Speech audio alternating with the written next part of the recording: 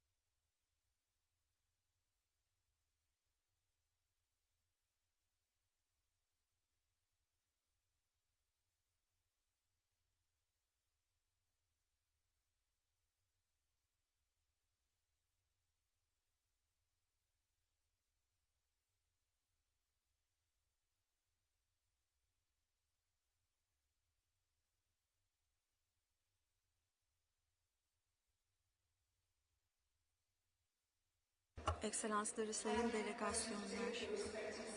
Efendim, yerlerinize yerleşmenizi rica edebilir miyiz başlayabilmemiz için?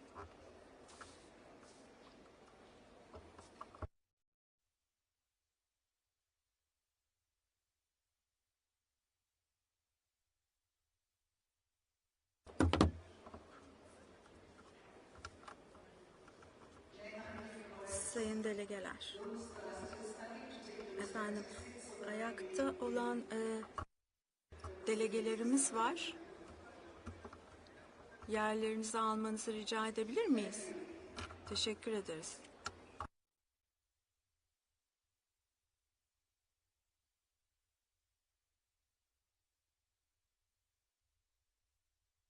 Delegates, honored guests, welcome to the ceremonial opening of the high-level segment for heads of state and government on the occasion of the 29th session of the Conference of the Parties, the 19th session of the Conference of the Parties serving as the meeting of the parties to the Kyoto Protocol.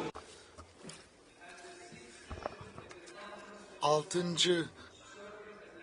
Taraflar Konferansı ve Paris Anlaşması'nın paydaşları ve tarafları toplantılarına hepiniz hoş geldiniz. Bu öğleden sonra Ekselansları Sayın Clement Young bizlerle beraber oluyor. General Assembly and Professor Jim Skier, Chair of the Intergovernmental Panel on Climate Change. Distinguished delegates, it is my pleasure to invite the Executive Secretary of the United Nations Climate Change Secretariat, Simon Steele, to address the plenary. Executive Secretary, you have the floor.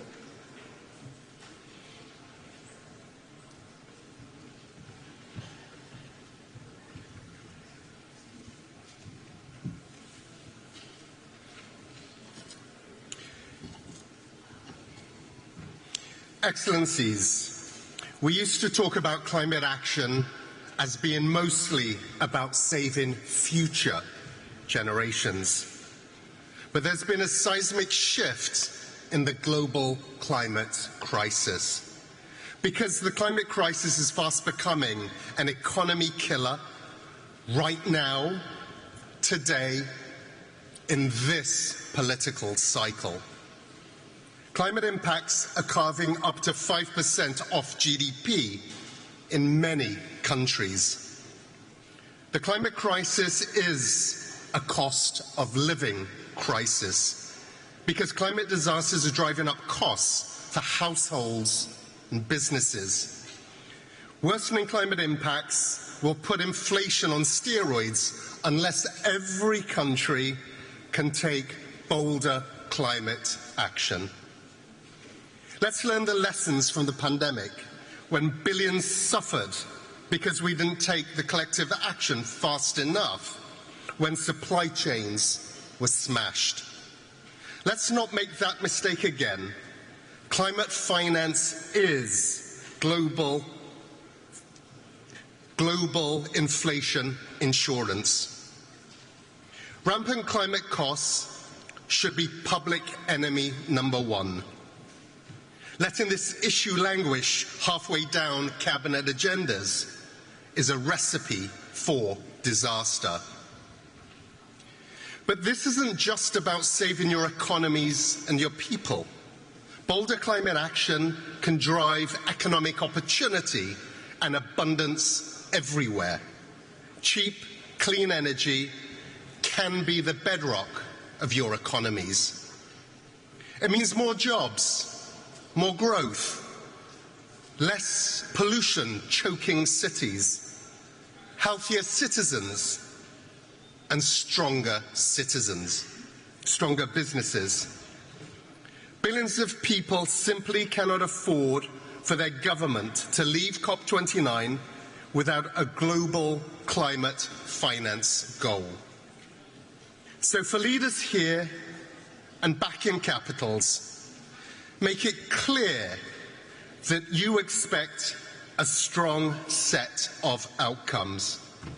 Tell your negotiators, skip the posturing and move directly to finding common ground. Bring those positions together. We also need your direct engagement on new national climate targets and plans, NDCs. So all of you can benefit from the boom in clean energy and climate resilience. These are not easy times, but despair is no strategy, and it's not warranted. Our process is strong, and it will endure. After all, international cooperation is the only way humanity survives global heating. The time for hand-wringing is over, so let's get on with the job. I thank you.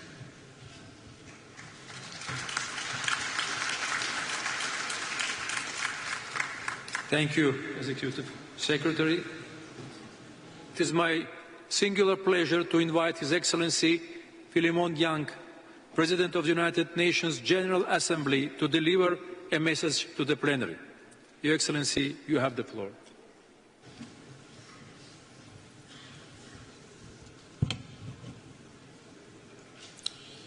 Excellencies, distinguished delegates, we meet at a moment of great need. We must undertake several measures to avert further climate disaster and ensure our resilience. How can we do that? Firstly, we must deliver on the necessary finance commitments. Let me be clear, without financing, climate action will simply not happen. So a first key outcome of COP29 must be the delivery of a new collective quantified goal for climate finance to address the unmet promise of $100 billion per year to support developing countries in their climate response. Climate finance should be additional to official development assistance. To put it simply, no developing country should have to choose between sustainable development and addressing climate change. We need to achieve both at the same time. I am pleased to note that the Loss and Damage Fund exists since last year, and I hope to see ambitious pledges towards it as we go forward. Excellencies, a second key outcome of COP29 must be to continue to pursue efforts while reaffirming our goal to limit global temperatures as we agreed to in Paris and last September with the Pact for the Future. Our third outcome at COP29 is to fix the adaptation dilemma. As it stands, current global financial flows for adaptation, both private and public, remain insufficient, as highlighted by the sixth assessment report of the Intergovernmental Panel on Climate Change. As a result, our capacity to implement effective adaptation strategies and build resilience, particularly in developing nations, remains severely limited. We must do much better, striving to build momentum from the Pact for the Future, which member states adopted last September. The Pact was crafted to reinvigorate our multilateral system and make much needed progress in achieving the Sustainable Development Goals. COP29 is an opportunity to do just that, delivering meaningful outcomes that demonstrate solidarity in the face of immense adversity. As we look towards COP30 to be hosted by Brazil, we must recognize the need to significantly enhance international cooperation and the international enabling environment to stimulate ambition in the next round of nationally determined contributions. Excellencies, we commend Azerbaijan's presidency of COP29, the COP29 presidency's initiatives, such as the Climate Action Finance Fund, demonstrate that Azerbaijan is leading correctly and should be an example for all of us. Excellencies, the urgency of the climate crisis requires decisive action. To do that, we must commend the establishment of a COP Troika. This initiative will be crucial in maintaining continuity and coherence in our efforts, ensuring that each conference builds on the progress of the last with greater focus and ambition. The lives and livelihoods of future generations depend on our decisions here today. Let's seize the moment. Thank you.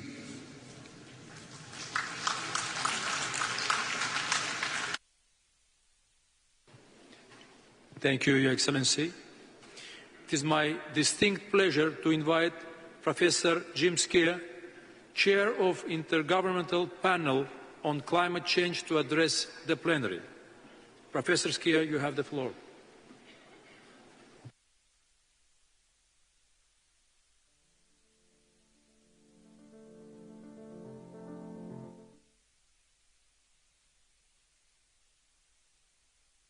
Ladies and gentlemen, as the chair of the Intergovernmental Panel on Climate Change, the IPCC, it's an honour to address the high-level segment of COP29. Climate change is no longer an abstract threat for a distant future. It's been unfolding in front of our eyes. In the 12 months since the last COP in the UAE, people across Asia and in the Sahel have endured extreme temperatures. Communities in the Americas have fought against devastating wildfires, and flood defences were put to the test in Central Europe when confronted with intense rainfall. Not to mention more recent events in Valencia. Many people have lost their homes, their livelihoods and their lives. Communities have been shaken to their core. And global warming is unequivocally caused by human activities through emissions of greenhouse gases that arise from unsustainable energy use, land use and land use change, and lifestyle patterns. The extremes we are witnessing have been aggravated by human-induced climate change. This is the new normal. Imagine what is in store in the coming decades if we don't act swiftly and decisively. With every fraction of a degree of warming, we face greater threats. Children born today will not know a world without climate change. The IPCC has shown that we, and furthermore they, will live in a world marked by more intense storms, exceptional heat waves, devastating floods and droughts, a world where food chains are disrupted and where diseases reach new countries. Today, our chances of limiting warming to 1.5 degrees Celsius are hanging on a very slender thread. The recent UNEP GAP report concluded that global emissions would need to fall by 7.5% per year through to 2035 to return us to a 1.5 degree pathway. If we delay more ambitious action to 2030, this becomes an unprecedented 15% per year. Even limiting warming to 2 degrees is at risk. But this does not have to be the case. As the IPCC 6th Assessment Report demonstrated, we have the know-how, the tools and the financial resources to avoid the worst impacts of climate change. A world where transport is no longer polluting, our cities are green, and where we have transitioned away from fossil fuels. We've shown that carbon pricing, regulations and other interventions have already resulted in gigatons of avoided emissions, and more can be achieved if policies and measures are scaled up and deployed more widely. Furthermore, we've shown that climate action can contribute to other development goals, such as improving air quality and human health. With climate change already on us, we must address adaptation. The IPCC will be paying particular attention to this in the coming cycle. Most adaptation so far is fragmented, small in scale, incremental, sector-specific, and focused more on planning than implementation. Hard limits to adaptation, as well as soft limits caused by lack of resources and institutional capacity, are being reached in some sectors and regions.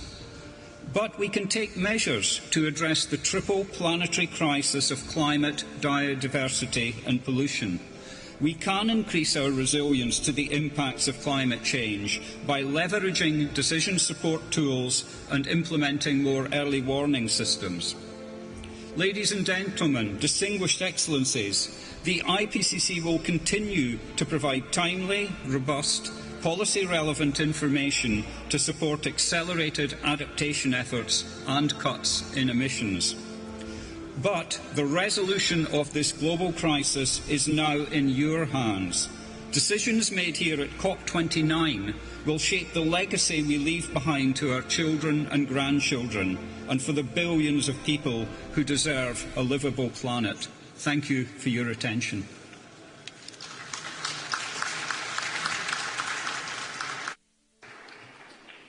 Thank you, Professor Ski.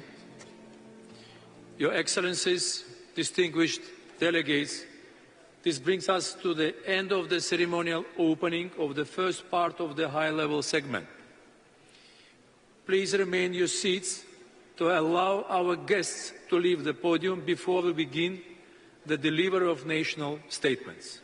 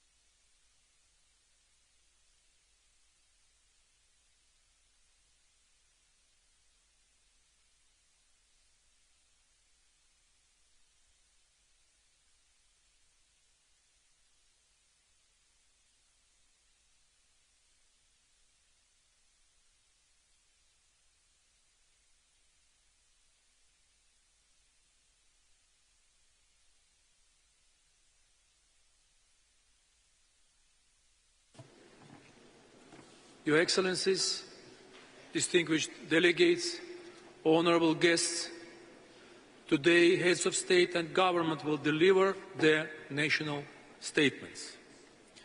I would like to inform Your Excellencies of action in place to ensure effective time management. There is a 3-minute time limit for statements during the high-level segment.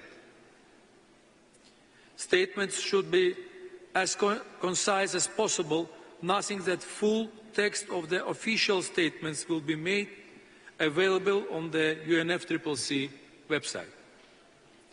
And finally, please note that heads of state or government who are not in the plenary at the time for delivery of their statement will be scheduled to speak at the end of the statements of the same category. Your Excellencies, distinguished delegates, honourable guests, the Republic of Azerbaijan is delighted to welcome over 80 heads of state and government. Your presence here is a testament to your country's commitment in taking transformational steps to implement the Convention and the Paris Agreement. It is essential that we expedite efforts toward implementing climate action. I am looking forward to hearing about your achievements toward that end. Let us begin.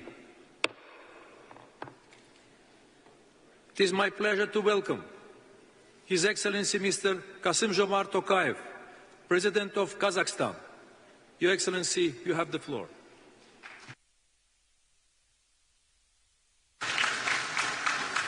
Your Excellencies, Kazakhstan is firmly committed to the global climate agenda under the Paris Agreement, pursuing an ambitious target towards carbon neutrality by 2060.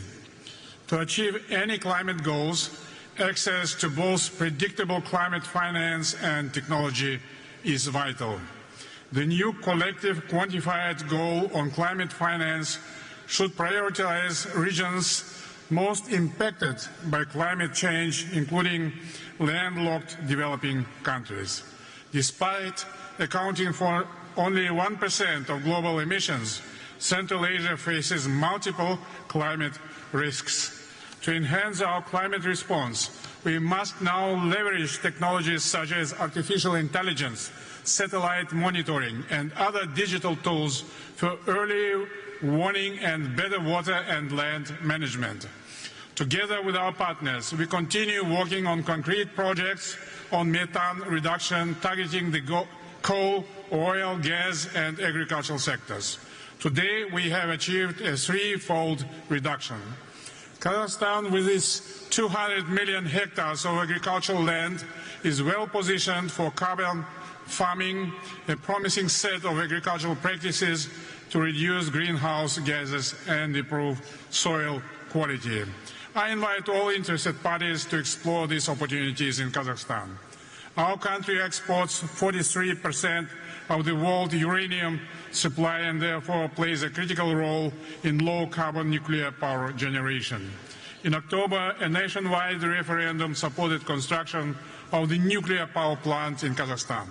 We are committed to ensuring the project's safety and efficiency through partnerships with global technology leaders in this area.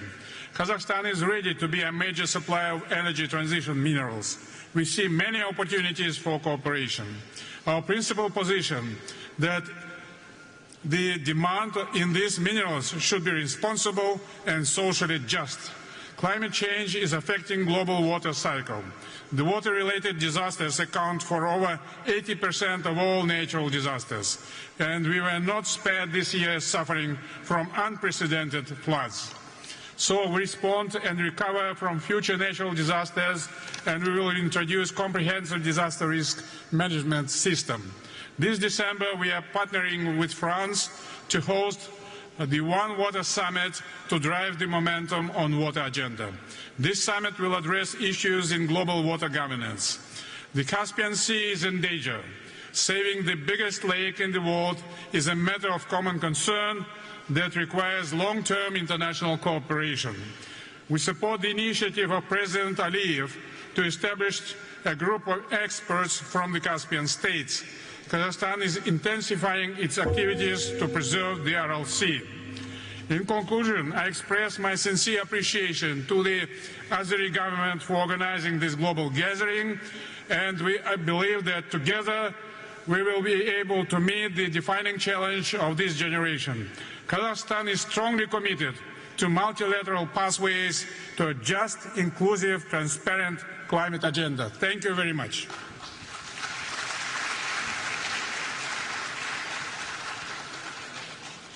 Thank you, Excellency. It is my pleasure to welcome His Excellency, Mr. Alexander Vučić, President of Serbia. Your Excellency, you have the floor. Thank you.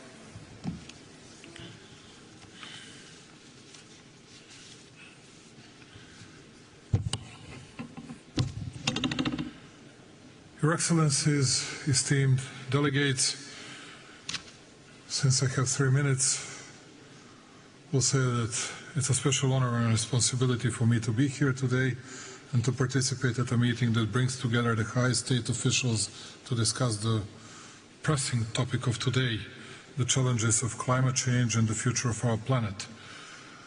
But in the meantime, as I was saying last time in Dubai, we have several prerequisites to start tackling the issue of fighting climate changes. Number one is we need to restore peace in the world. Nobody likes today the word peace because everybody wants to win against the other. Everybody wants to see the defeat of the other side. On the other hand, we need to invest much more in the peace. Otherwise, we'll have to put more money for armament, ordnance, weaponry, as we did and as we do today, instead of investing hugely into all necessary instruments in fighting climate changes. Yes, we need to tackle floods, droughts, wildfires, air and water pollution and everything else. But before that, we need to establish peace. And that's why I'm urging all big powers to settle the problems, to settle the issues in Ukraine, the Middle East, all over the world. Then we'll be able to start resolving all these issues. Number two, as you know, it's always the case, big and rich, they cause problems, and the poor countries and small countries are paying the price. And that's why I believe that it's very important for us to find new financial instruments. How are we going to be helpful to non-developed and developing countries, where we can find money to invest into new technologies? Are we able to foster IMF and World Bank to be much more helpful than they used to be? How are we going to tackle the issue of public debt to GDP ratio, because we are getting closer to 100% worldwide speaking, and that will mean a lot regarding climate change fightings. And once again, I'm urging those big and rich to be helpful for poorer countries. At the end, our legacy, first and foremost to the youth, is to create a fair and sustainable society and to shape a livable, thriving world for all. Our legacy must be one of decisive action, rooted in hope. Let us leave this conference not only with renewed commitments, but with actionable plans that will shape our collective future. When I say this, once again going back to prerequisites, pre-terms for fighting climate changes, which is peace, peace, peace, and more of financial instruments that will be available for poorer countries. I thank you very much.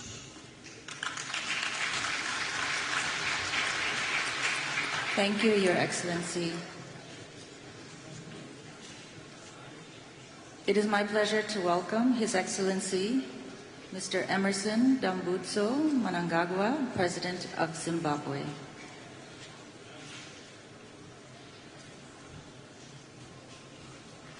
Your Excellency, you have the floor.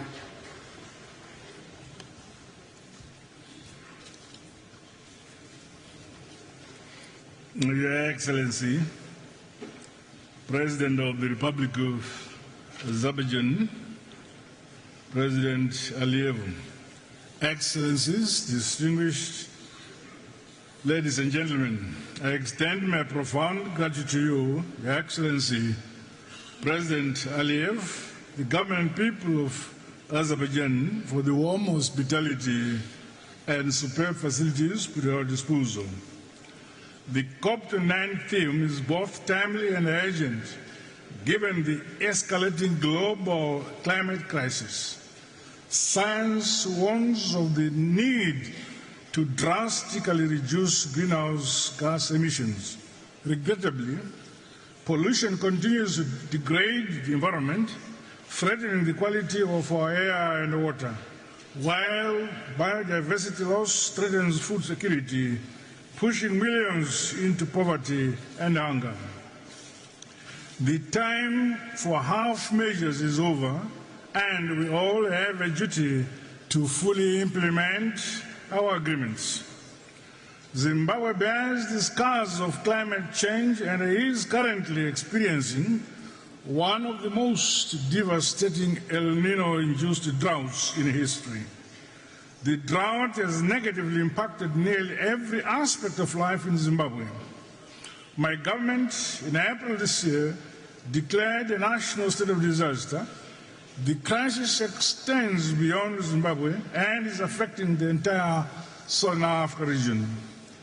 Our reliance on hydroelectric power has also made our clean energy supply precarious.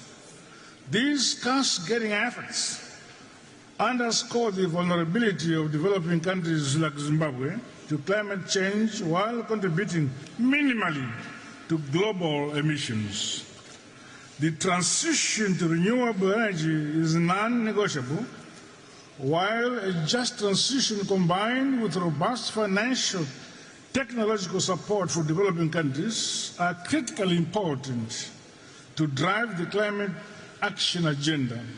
As such, my country is implementing the Nationally Determined Contribution Implementation Plan and Investment Framework to aid in our resource mobilization.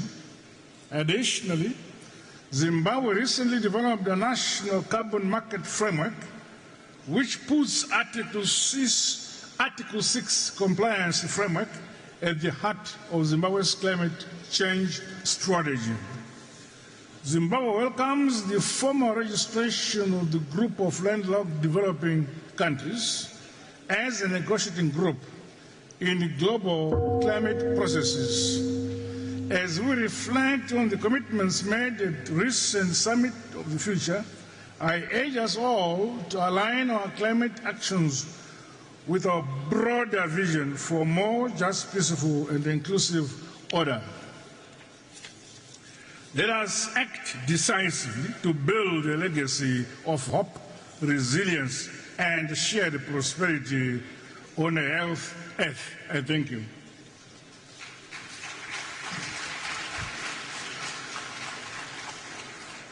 Thank you, Your Excellency. It is my pleasure to welcome His Excellency, Mr. Recep Tayyip Erdogan, President of Turkey. Your Excellency, you have the floor.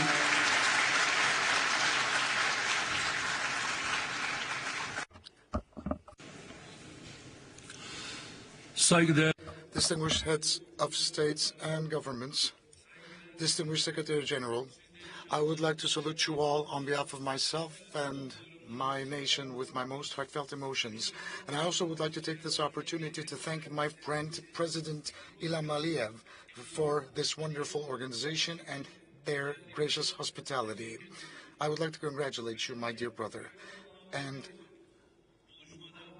I also would like to mention that we are amongst the top countries where the negative ramifications of climate change have been deeply felt. 2053 will be a year where we will all reach zero carbon emissions, and in order for that to be possible, we are forming our key sectors for green transformation and development. We are creating our green financing strategy, and we are on the brink of forming a national green taxonomy system. The cap and trade legislation will be offered for the ratification of the Assembly very soon. Before COP29, we have prepared our 2-year transparency report and the long-term climate strategy, which will be released in the final form.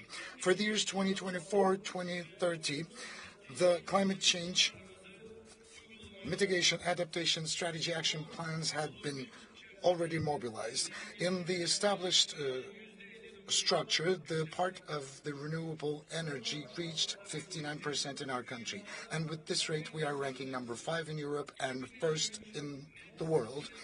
The net zero emission objectives for 2024 to 2030, we have the fundamental priorities such as energy efficiency, renewable energy, and nuclear energy. Today, we have a total capacity of 31,000 megawatts of wind power and 23,000 megawatts of solar power, which will reach 120,000 megawatts in the year 2030. In the year 2050, our capacity for nuclear power will reach 20,000 megawatts.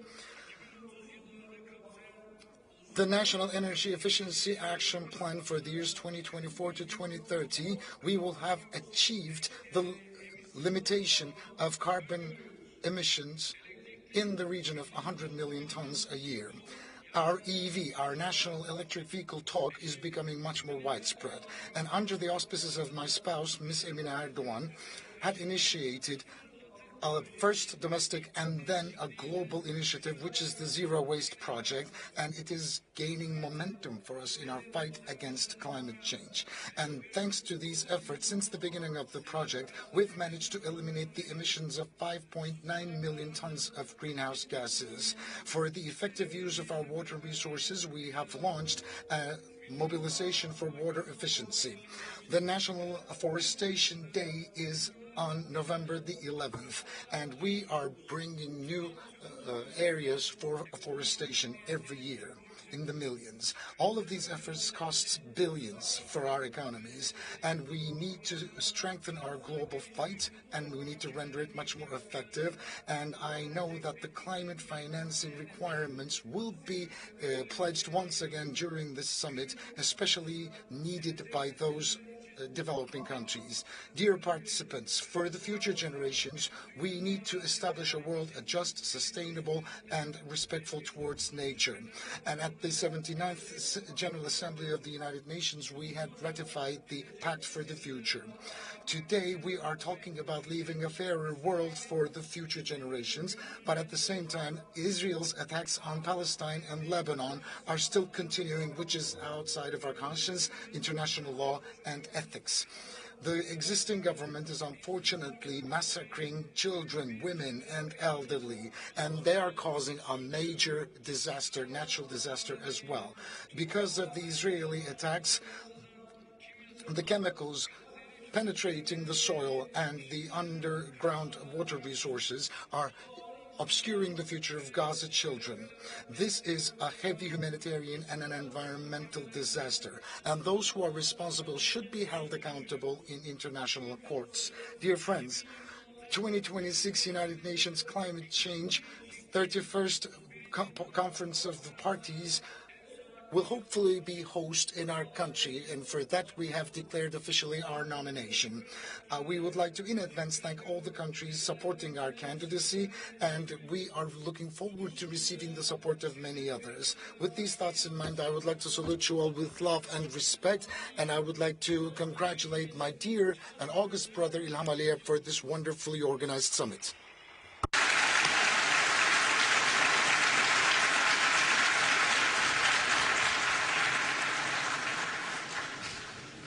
Thank you, Excellency. It is my pleasure to welcome His Excellency Mr. Mohammed Ould Sheikh El Ghazouani, President of Mauritania. Your Excellency, you have the floor.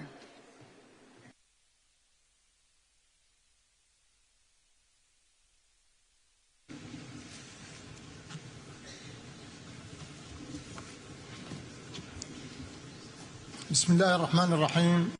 In the name of God, the most merciful and the most compassionate, Your Excellencies, Presidents and Kings and Heads of Governments and States.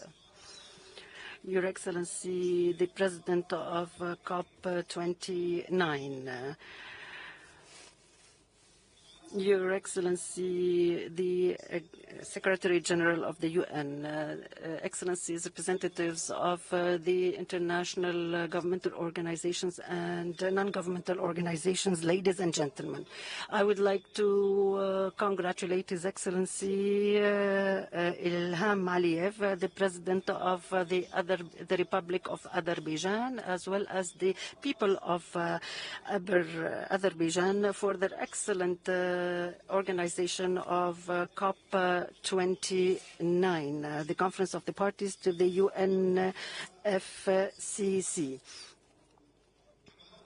I would also like to congratulate His Excellency Sheikh Mohammed bin Zayed Al Nahyan, the President of the UAE, for his excellent organization of the previous COP in Dubai and the excellent series of results, such as the excellent agreement to implement the fund for the loss and damages related to climate change, as well as the various statements and declarations made in Dubai. I would like to congratulate His Excellency Antonio Guterres, the Secretary General of the UN, as well as all his staff for the excellent efforts made to ensure the success of this conference. Your Excellencies, ladies and gentlemen, the severe climate changes as a result of the severe heating on the planet represent threats and risks to our life on this planet. Thus, today we feel the urgent need to counter the negative effects of climate change, and we are responsible.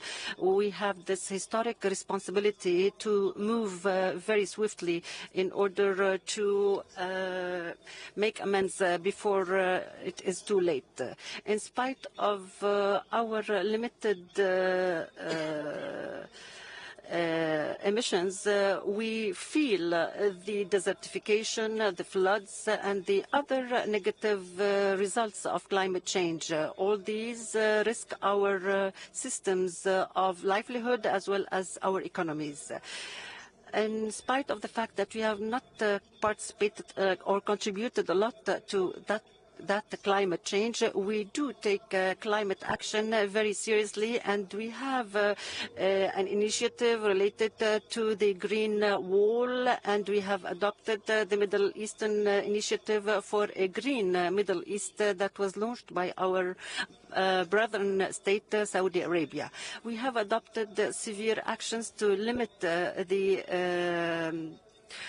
emissions, and we have imposed taxes within the country in order to limit the emissions and to restore the various lands that have been affected by climate change.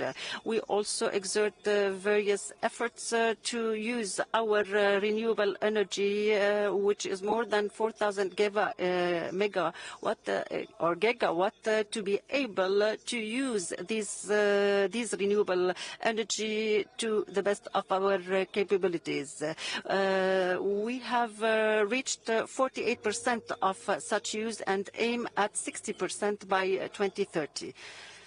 And here we would like to renew our call to international financial organizations to support us in this effort. And here I would like to underline the fact that Africa exerts major efforts to reduce the emissions in spite of the fact that we do not produce a lot of those emissions. And this is through the use of renewable energy and increasing our adaptation policies to counter negative climate change effects. We need to strengthen international cooperation, regional cooperation. We need also to seek new funds and mobilize new funds according to the needs and priorities of the least developed countries, particularly in Africa. I wish you all the best in this COP28 and hope that we will be able to adopt further conclusions and declarations and statements that would underline our collaborative action to counter climate change. Thank you.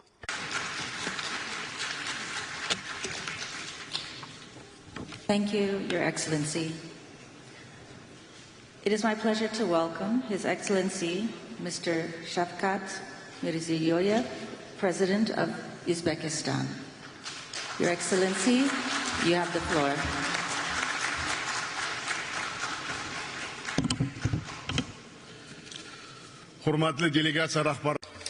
The distinguished heads of delegations, First of all, I would like to sincerely congratulate the President of the Republic of Azerbaijan, His Excellency Ilham Aliyev, for the excellent organization of this historic conference in the beautiful city of Baku. We fully support Azerbaijan's active efforts in broadening the international partnership to effectively address current climate challenges. Dear participants of the conference, climate change is now emerging as a major global threat and directly influencing the escalation of geopolitical tensions. It primarily exacerbates the problems of poverty eradication, food and energy security, as well as access to water and resources. In Central Asia, we feel these problems especially acutely. Climate challenges are posing new barriers to improving the quality of life of our people and implementing national development strategies. Our main goal under the Paris Agreement is to prevent the region from outpacing temperature rise and to keep it within 1.52 degrees this century. In this regard, we are actively pursuing extensive reforms in Uzbekistan to achieve carbon neutrality. We have set a target to reduce greenhouse gas emissions by 35% by the year 2030. We are ready to extend this commitment by the year 2050. We will increase the share of green energy to 40%. We are creating electric vehicle and green hydrogen clusters, along with hubs for solar and wind energy generation. We are drastically expanding green areas under the Yeşil Mekan Green Space program. Together with neighboring countries, we have embarked upon the implementation of a regional climate strategy. In the coming days, we will sign a multilateral agreement on supplying green energy to the European Union. Dear ladies and gentlemen, Uzbekistan is committed to expanding its practical contributions to jointly overcoming the consequences of global climate change. First, increasing the technical support from major powers and multilateral institutions to identify climate risk faced by developing countries is important. In this regard, we propose to consider the establishment of an international center for climate loss and damage assessment. Second, unified approaches are essential in preventing the pollution of transboundary water resources and preserving sustainable biodiversity. Using our region as an example, I would like to highlight that the total disappearance of the RLC before the eyes of a single generation has become a global tragedy. In this regard, we support the development of a declaration on obligations to ensure the ecological safety and health of river ecosystems under the auspices of the United Nations. Third, we plan to launch a regional genetic resources bank involving leading multilateral structures in order to improve crop resilience to climate change.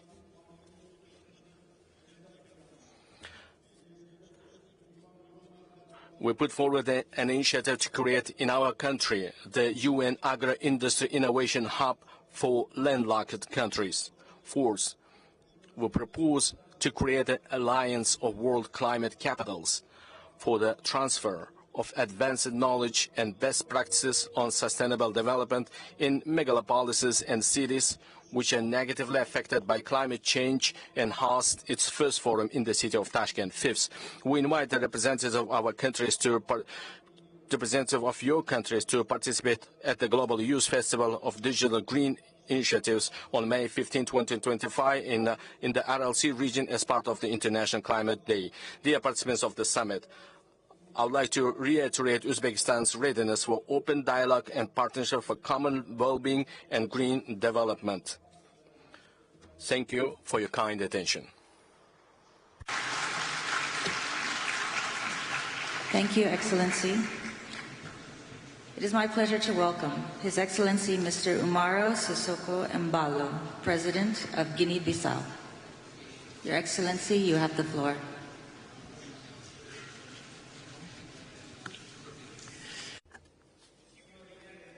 Mr. Ilham Aliyev, President of the Republic of Azerbaijan.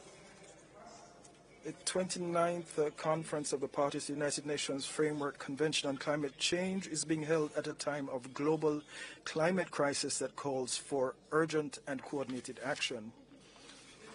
We must have the political will to take responsibility and collectively address the current challenges with the necessary spirit of cooperation and solidarity. In Guinea-Bissau, we have implemented a series of strategic actions to mitigate climate impacts and strengthen the resilience of our communities. We have launched reforestation and mangrove protection projects, which are essential for biodiversity preservation and also for carbon absorption. We're also promoting water conservation initiatives and strengthening sustainable agriculture, which we consider critical sectors to ensure food security. These measures enhance the adaptive capacities of our communities and ecosystems. We will intensify these efforts with new projects outlined in our national strategy. Excellencies, ladies and gentlemen, we reaffirm the crucial role of multilateralism in the fight against climate change. We need cooperation to implement appropriate policies and to secure the climate financing that is required. The commitment of our partners and the support of the international community will be essential to ensure a fair and accessible energy transition respecting the principle of common but differentiated responsibilities. Regarding the commitments of this COP29, Guinea-Bissau reiterates its determination to carry out several actions, particularly in the following priority areas. Number one, adaptation and resilience. In this regard, international support is needed to continue to invest in programs that strengthen the resilience of our ecosystems and communities, mainly through biodiversity conservation and climate risk mitigation strategies. Number two, loss and damage. Given the climate consequences already being experienced in our country, we advocate for the full operationalization of the Warsaw loss and damage mechanism. We need financial resources to compensate for the damages caused by extreme climate events. Number three, climate financing. We remind everyone of the urgent need for fair and accessible climate financing for developing countries. Allocating adequate resources to vulnerable countries such as Guinea-Bissau is a priority and a necessary condition for enhancing resilience and adaptive capacity. We are committed, and this is number four, to developing renewable energy sources and reducing our dependence on fossil fuels, promoting a fair energy or just energy transition rather that directly benefits our populations. Distinguished delegates, excellencies, climate change knows no borders. We must act globally, and we must make bold decisions and take appropriate measures. Guinea-Bissau reaffirms its commitment to contributing to an adequate collective response for a resilient and sustainable future. We trust that the decisions made here in Baku will demonstrate our collective awareness of the serious dangers threatening the globe, as well as our common determination to adopt dynamic commitments in favor of climate justice, international solidarity, and sustainable development. It is our duty to express our will, unite our forces and resources to preserve our planet and to build a safer and more equitable world. Thank you very much. Thank you, Your Excellency. It is my pleasure to welcome His Excellency Mr. Andrzej Duda, President of Poland. Your Excellency, you have the floor.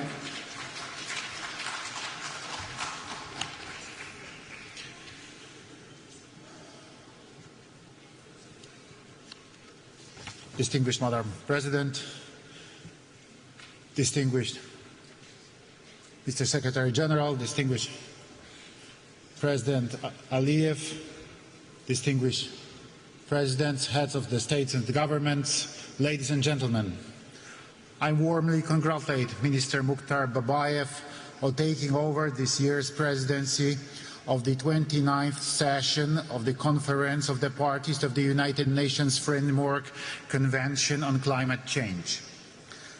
I thank His Excellency President Aliyev and the Republic of Azerbaijan for the organization of the event and for excellent hospitality.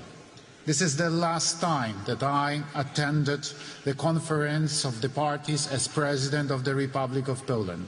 I am pleased to be able to raise once again issues of such immense importance to our future.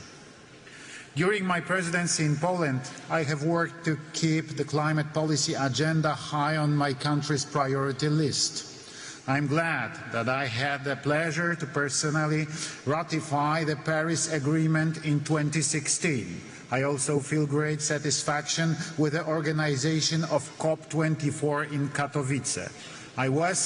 It was, in my opinion, a landmark event in many ways. It was exactly in Katowice that we adopted the so-called Katowice Rule Book, a guide to implementing the tenet of the Paris Agreement. It was also there that the idea of the Declaration on Solidarity and Just Transition was born. Today, it constitutes the benchmark for energy and economic transformation across the world.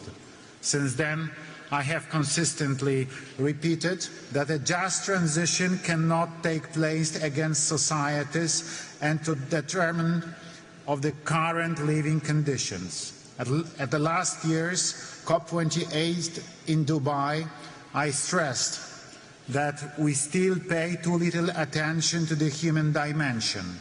And yet, a just transition must be carried out in a sensible way so that it benefits people in the first place. COP24 in Katowice also adopted a ministerial declaration, Forests for Climate, which highlighted the need to use forests in climate policy as natural sinks and reservoirs for greenhouse gases. Poland values the woodland and cares for them because they are also provide a home and habitat for many species of plants, animals and fungi living in Poland. Preserving biodiversity is a precondition for the existence of the life on Earth. I touched upon this issue in my speech at the UN preliminary session on biodiversity in 2020. Ladies and gentlemen, at a time of so many climate changes and threats, a key conclusion for us should be to strengthen synergies between the following conventions: the UNFCCC on climate, the UNCBD on biological diversity, and the UNCCD to combat desertification. It is also important to take joint action on mitigation, adaptation, combating soil degradation, and achieving climate neutrality. Let us also remember that our environmental efforts are being undermined by the wars going on in the world. Russian aggression against Ukraine has shown us that armed conflicts also result in serious environmental damage and pollution. Therefore, our actions must be comprehensive, because environmental protection is also conflict prevention. Excellencies, despite challenges, Poland fulfills all its obligations and is consistent in following the path of sustainable development and just transition. A year ago in Dubai, I mentioned Poland's plans and efforts to create a balanced energy mix that will ensure our energy security along with the development of renewable energy sources. In Poland, the wind power sector continues to grow, and we have a surge in home and large-scale photovoltaic installations. At the same time, we are drilling more wells for the development of geothermal energy. A year ago, I also presented Poland's ambitions to build a stable nuclear power industry. I am glad that in Dubai, I was able to take part in the event accompanying the adoption of the declaration of tripling nuclear power capacity. I signed it with full conviction because I believe that nuclear is the future. And it is only nuclear that will help us to achieve our climate goals and guarantee clean, safe and stable energy. We are an example of a country which for years has been able to ensure both a steady GDP growth and a decrease in the carbon intensity in our economy. This is the best confirmation that our actions are correct and that Poland is following the path of sustainable development set by the UN. Listening to the current and previously held speeches by other heads of state, I know that Polish solutions are appreciated in the world. I am glad that many Polish ideas, including mine, are being implemented by other countries. Let's cooperate and inspire each other in order to jointly bring about new pro-climate solutions that are beneficial to humans, the environment and the climate. Thank you.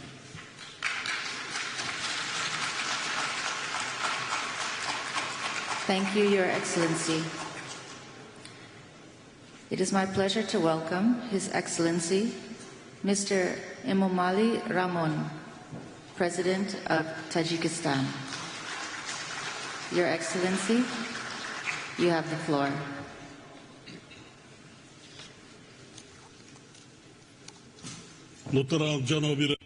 Your Excellency, Chairperson, ladies and gentlemen, I would like to express my profound gratitude to the government of the Republic of Azerbaijan and the United Nations for the warm welcome and hosting today's event at a high level.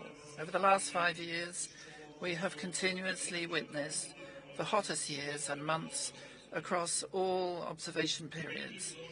According to experts' reports, 2024 is also recorded as the hottest year ever. We therefore need to significantly increase our efforts and actions to address climate issues. Distinguished audience, based on our green economy development strategy, we intend to fully transform energy production in the country to renewable sources by 2032 and to convert Tajikistan into a green country by 2037. Today, already 98% of our electricity is produced from hydropower, which is green energy. And Tajikistan, with its lowest indicators of greenhouse gas emissions, is ranked 130th in the world in terms of carbon dioxide emissions. Another important point I would like to draw your attention to is the nexus between water and climate. It is pleasing to note that the COP29 will adopt a declaration on water for climate action. In this regard, we must pay special attention to the accelerated melting of the glaciers, which is occurring due to the consequences of climate change. In this context, at the initiative of Tajikistan, the United Nations General Assembly declared the year 2025 as the Year of Glaciers Preservation. According to this resolution, the World Day of Glaciers has been proclaimed, and an international trust fund of glaciers preservation has been established under the United Nations. Tajikistan has contributed its share to this fund, and calls on all partners to support this initiative. Furthermore, in accordance with this resolution, it has been decided to hold the high-level international conference on glacier preservation in Dushanbe in May 2025. As a part of this topic, at the initiative of Tajikistan and France, the UN General Assembly has declared the years 2025 to 2034 as the decade of action for supporting cryospheric sciences. Given the importance of these issues, I propose that under the auspices of the World Meteorological Organization and in cooperation with other development partners, a regional coordination center for glaciology be established in the city of Dushanbe. I thank you for your attention.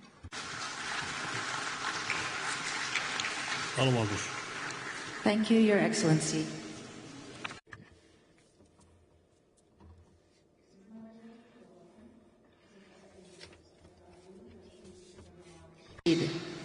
President of Iraq. Your Excellency, you have the floor.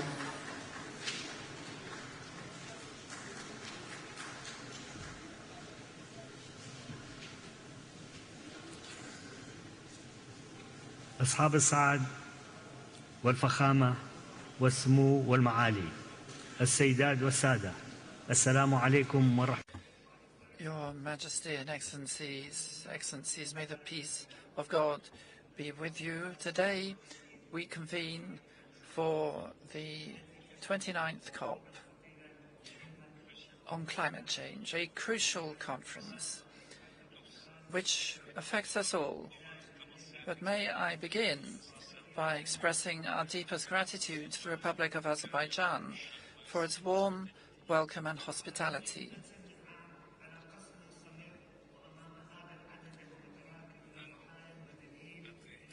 One year on from the constant bombing and incessant killings of women and children in Gaza, I call on the international community to bring about an immediate ceasefire and humanitarian aid to the victims and recognize the right of the Palestinian people to self-determination and to determine their own future with Al-Quds al-Jerusalem as its capital. Indeed, we hope that the discussions at this conference will culminate in proportionate decisions equal to the growing global challenges of climate change, such as the tragic flooding in densely populated area in Spain recently, with a huge loss of human life. And we extend our heartfelt condolences to the families of the victims. These challenges gravely affect the countries of the world, especially the developing countries, and they jeopardize their food security and social and health situation. And the impacts are very strongly felt. In Iraq, we are suffering from record heat waves and increasing dust, sandstorms, and a reduction in farmland and a reduction in biodiversity and an increase in desertification and drought. Such climate change has also led to the displacement of ancestral historical communities such as the Marsh people in Iraq, whose heritage and civilization may disappear as a result.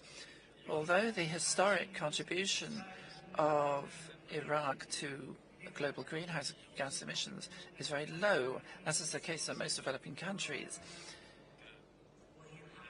we feel that climate justice must be at the heart of our discussions, because these are human rights, and we have an obligation not only to current generations but future generations whose survival will depend on the decisions we take now. And we trust that these negotiations will lead to tangible measures and clear and effective mechanisms, such as the Loss and Damage Fund its activation after it was created last year. We reaffirm our commitment to the principles of fairness, equity, and common but differentiated responsibilities in facing climate change. Iraq depends a great deal on fossil fuels, and it's especially vulnerable to climate change and any measures taken to tackle it, which is why we call on the countries of the region affected by the same climate problems to establish a negotiating group to coordinate their efforts and to work hand in hand so that our collective contribution is greater than the sum of our parts. And on the same principle, we call on the major global economies to step up their commitments in support of climate action. And if some of those economies decide to withdraw, then we call on the key players in those countries, whether they're political or private or public, to step up their commitments, because the world cannot progress towards sustainable development without the contribution of all. Iraq, ladies and gentlemen, is working to honor its commitments under the Convention and other international agreements related to climate in order to reduce its greenhouse gas emissions and to adapt to the impact of climate change, as well as to mitigate the effects, while also to bring about renewable transition. And we have restated our commitments under the Paris Agreement, and we've completed the preparation of a technological needs assessment and a national plan to define our climate technology needs in priority areas. We are also about to complete a climate investment plan to plot the course for public and private investors and meet our climate commitments through national and foreign investment and mobilizing financial resources to tackle climate change and move towards a more sustainable future. Iraq, after taking tangible measures to reduce methane emissions, is one of the first countries in OPEC to accede to the global pact on methane. And we are working for the Global Coalition for Clean Air and reduction of methane emissions, and we seek to eliminate the burning off of this gas between now and 2028. To conclude, I would like to remind the international community of the importance of its role in promoting regional peace and security in the Middle East. For a long time, we've suffered from conflict and tension in the region, and the economic and social consequences persist. Thank you very much, and may the blessings of God be with you. Thank you. Thank you, Your Excellency. It is my pleasure to welcome His Excellency Mr. Sadir.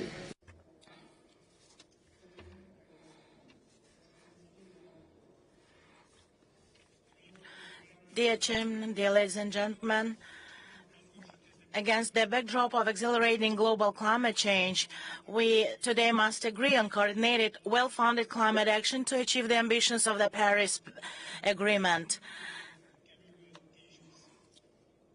When we speak in the climate issue, we must unite regardless of relations between the countries of the world. We support the early adoption of the new collective quantitative goal on climate finance and call on development countries to raise amount of climate finance assistance to developing countries up to $2 trillion with easy access to this finance. For its part, Kyrgyzstan has initiated a mechanism for exchanging external debt for climate and sustainable development projects. We propose restructuring of the country's external public debt by applying the debt exchange mechanisms for specific green projects, including using the mechanisms of the Climate Trust Fund being created in Kyrgyzstan, which will finance projects in the fields of ecology and sustainable mountain development. we invite interested countries to join this fund. Taking the opportunity, I would like to express gratitude to Turkey and Germany, as these two countries have taken the decision to transfer debt to green projects. Dear ladies and gentlemen, in our country, we have a number of projects implemented in the field of renewable energy sources. Thus, together with our neighboring countries, a project has been launched in the region to build the largest hydropower plant, Kambarata 1. The climate context change, issues of inefficient use of water resources are becoming increasingly important. In this regard, we kindly request development partners to support our initiative to establish a regional center for the implementation of energy-efficient and resource-saving technologies in Bishkek. Dear participants, we are witnessing intense melting of glaciers and reduction of the glacier cover, low water levels, and desertification. I would like to draw your attention to the fact that the life of people living in the downstream regions also depends on the process occurring in mountainous regions and ecosystems. Due to climate change, these water resources in the region are decreasing every year, negatively affecting water and energy, food security, and in general the socio-economic situation of all countries. Recognizing the importance of the issue of sustainable development of mountain regions, the UN General Assembly, on our initiative, adopted at its 77th session the resolution Sustainable Mountain Development, within the framework of which 2023-2027 is declared a 5-year action for mountain regions.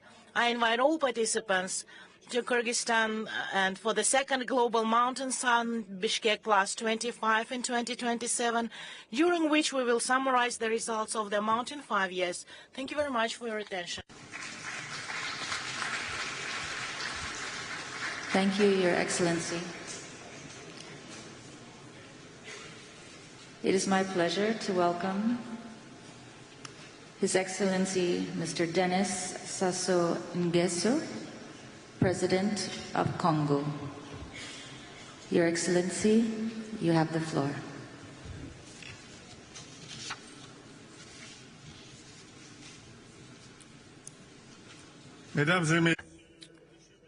Heads of State and Government, Mr. Secretary General of the United Nations, Mr. President of COP29, ladies and gentlemen, allow me to begin with words of congratulation to the Republic of Azerbaijan, to its President and government for their excellent organization of COP29.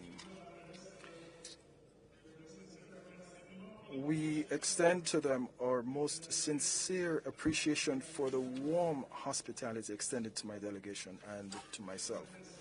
Ladies and gentlemen, the Republic of Congo, as most of you already know, has for almost a half a century taken full part in the global effort to tackle climate change and biodiversity loss.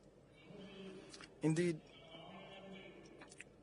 my country has placed issues related to environmental conservation at the heart of its national policy and front and center in its international commitments.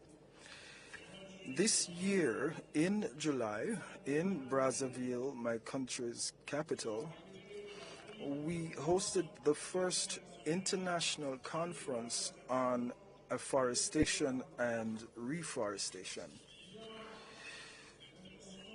In our bid to deliver on our commitment and to strengthen the essential role of forests in regulating climate, and also in our bid to make the initiative for a global reforestation effort a permanent one, recently Congo submitted to the United Nations General Assembly a resolution on making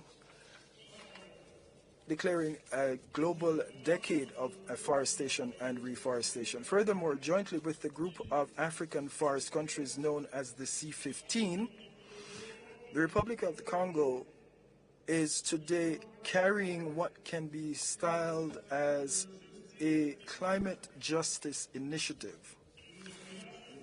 This is an initiative which is aimed at including gross natural capital of countries in our calculation of states' GDP. Ladies and gentlemen, in 2015, we had all placed our hopes in the Paris Agreement. For this agreement, which is based on the principle of climate justice and the just transition, clearly establishes a global framework to tackle climate change and to keep global warming to under 1.5 degrees Celsius. We note with regret, however, that the financing mobilized since 2015 is not commensurate with our expectations and in no way corresponds to the level of our commitments. We're particularly concerned over the issue of climate financing, and here I must note that the commitment, or pledge rather, of $100 billion in 2009 for the period running 2010 to 2020 was fulfilled only in 2022. The new collective quantified goal for climate financing must be based on scientific data that take into account the impact and needs of developing countries in tackling climate change. Now, we know that these needs total over $1,000 billion. Our fervent wish is that the amount in this new goal will be established and defined from a perspective of climate justice and the just transition. This objective should enable our countries to reduce our debt burden rather than worsen it. Lastly, this new collective quantified goal should cover mitigation and adaptation in a balanced way. And in order to do so, substantial efforts must also be made to ensure that loss and damage are taken into account, because we must have substantial resources in place to tackle the impact of extreme events and to deal with any eventualities. And here I must welcome the fact that an encouraging step was taken here when we adopted here in Baku Article 6.4 of the Paris Agreement. We believe that this tool under the Paris Agreement, which enables us to transfer carbon credits between low greenhouse gas emitting countries and emitting countries, will open a pathway to interstate, international, and structured cooperation that will foster sustainable development, resilience, and economic diversification in developing countries. Ladies and gentlemen, the ecological transition which we all yearn for will not take place unless we have innovative financing mechanisms in place. Mechanisms that can help us open up new prospects for development based on resilience, sustainability, and on carbon neutrality. This is a challenge which we have before us here and now. Thank you. Thank you, Your Excellency.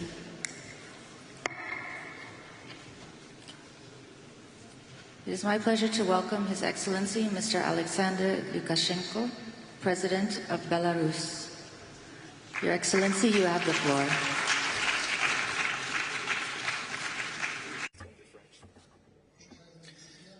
Distinguished friends, much has been said about how much has been done in dealing with climate change, but I've followed events since the last conference, and things have only got worse. A war in the Middle East, a war in Ukraine, a war in the south of Yemen.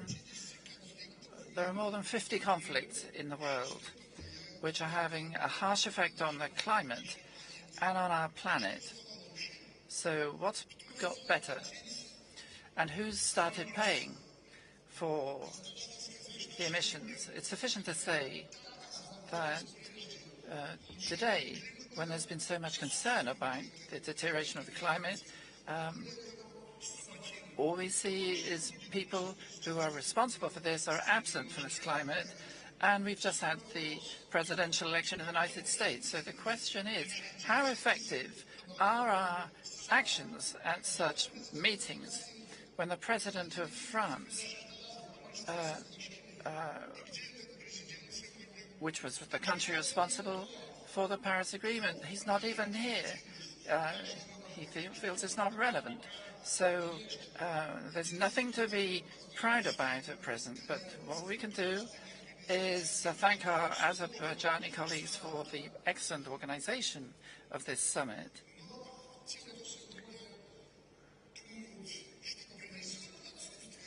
But what will come from the absence of people from this summit? It's not going to come from the United States. Recently, so many people died in Valencia, which shows what we're doing about improving the climate. But I have to say that there's nothing to hold against our country. We are strictly complying with all our obligations. But since there is this deep-seated bureaucracy in the UN Secretariat, it's almost impossible to say anything substantive. I will say just a few key things. The climate has changed. It's a fact of life, and therefore the prime task is to restructure national economies, first and foremost agriculture, to take into account of the changing conditions and adapt it to these difficulties. And we have experience which we're prepared to share. Secondly, there's a need to help the developing countries to secure equal access to green technologies without impairing their national interests, and so that they don't become enslaved as a result. And everything needs to be done to do away with those things which hamper international technology trade and exchange of innovation and best practice. Thirdly, we've already had to deal with a situation when new production, which is positioned as more environmentally safe, nonetheless does even more damage. And objectively, there's a need for new approaches to a comprehensive assessment of the potential impact of innovation on the environment throughout the entire life cycle of such production. This and other areas require a consolidation of international efforts, and not mere words but deeds. And therefore it's time to move from words to deeds. And those who have to pay must pay, and not hide in the shadows. Thank you very much. Thank you, Your Excellency. It is my pleasure to welcome His Excellency Mr. Mohammed Yunus A. Menfi, President of Libya. Your Excellency, you have the floor. Okay.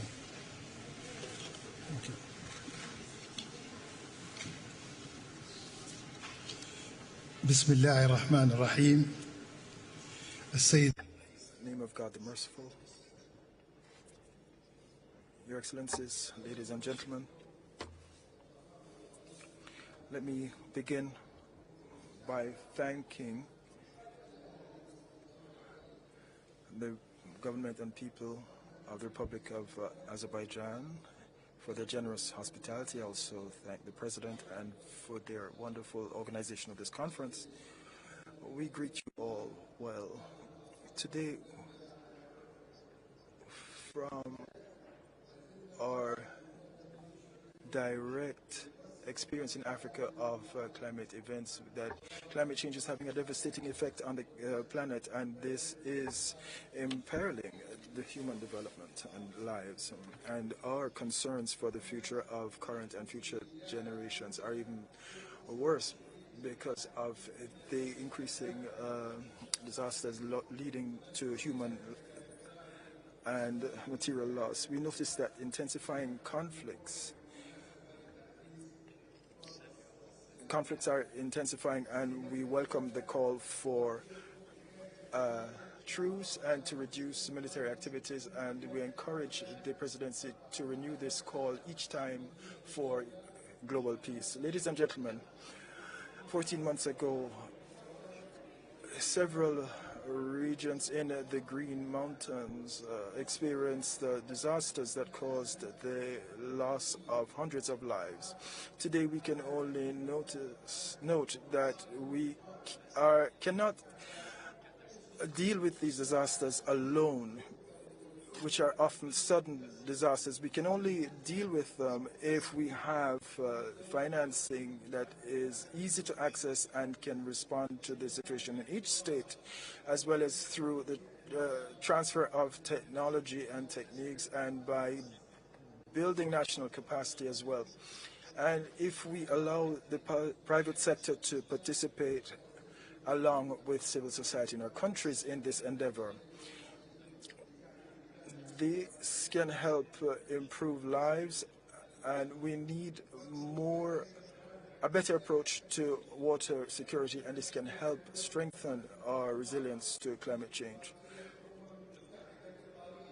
We reaffirm the need to look into the pledges undertaken by the developed countries under the UNFCCC with respect to transfer of technology, financing, and so on.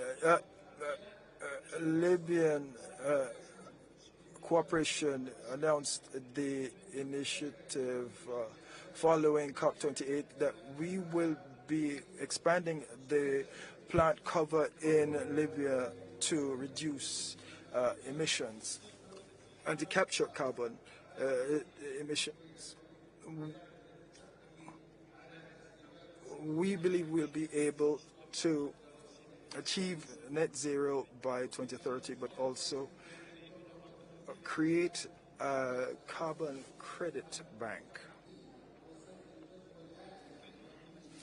Like the other countries, we wish to deal with the financing gap. We need financing that will come from multiple sources, and we must enable access to financing through the World Bank, the IMF, and other IFIs, so that there will be access to credits, especially for adaptation and mitigation projects, so that these projects can actually become investment projects. We wish to reiterate our commitment, especially to education and for sharing best practices, and we stand determined to participate in any international effort to reduce greenhouse gas emissions and to strengthen biodiversity. Thank you. Thank you, Your Excellency. It is my pleasure to welcome His Excellency, Mr. Rumen Radev, President of Bulgaria. Your Excellency, you have the floor. Excellencies, let me first express my gratitude to our host, the Republic of Azerbaijan, and the Presidency of the Conference for organizing this significant event in times of political, security, and climate challenges all around the world. The continuity of our actions is crucial to deliver an ambitious and balanced approach to achieve the climate goals in the complex geopolitical context. Agreeing on the achievable new collective quantitative goal on finance will be the main expected outcome of this conference. The new goal must provide financing from all possible sources, both public and private, to address the financing needs for mitigation and adaptation measures, focusing on the most vulnerable countries. At the same time, we must significantly strengthen the mitigation ambition and remain on the course of decarbonizing global energy systems. This can only happen if we embrace all available technologies, significantly improve energy efficiency, upgrade energy infrastructure, and ensure that energy security remains of utmost importance. Bulgaria is committed to not only be a part of regional energy cooperation initiatives across Central and Eastern Europe, the Balkans and the Black Sea region, but also beyond, by strengthening the links between the European Union and non-EU countries who share our priorities on climate neutrality, just energy transition, energy security, and low-carbon technological innovation. As no region is spared from deadly and costly climate-related disasters, all parties should undertake greater efforts to integrate climate change adaptation and resilience into all policies and strategies. We call for continuing support for climate science and education. Bulgaria proudly hosted the IPCC session this summer. Science holds the key not just to reducing our carbon footprint, but also to improving human lives in an age of climbing instability. Finally, let me conclude by reiterating Bulgaria's commitment to climate policy goals. We stand with all countries willing to strengthen climate diplomacy and regional cooperation, as only together we can achieve a better and resilient future for us and for the future generations. Thank you.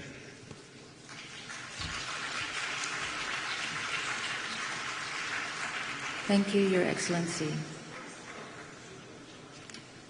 It is my pleasure to welcome His Excellency, Mr. Mohamed Muizu, President of Maldives.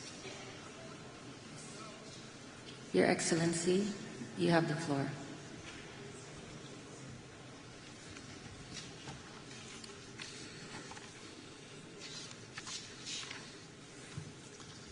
Bismillahirrahmanirrahim. Excellencies, ladies and gentlemen, I extend our gratitude to the government and people of Azerbaijan for the exceptional hospitality and leadership. We pledge our full support to ensure the success of this COP. We also congratulate the UAE for its successful COP28 presidency. Vulnerable, this is how the Maldives is often portrayed. But we are a nation of extraordinary fortitude. We speak not from desperation, but from a belief in the power of collective action. Our story is not of fragility, it is a testament to resilience, leadership, and international cooperation. Since hosting the first Small States Conference 35 years ago, we have called for stronger climate action. Our call has not changed, our course has not strayed.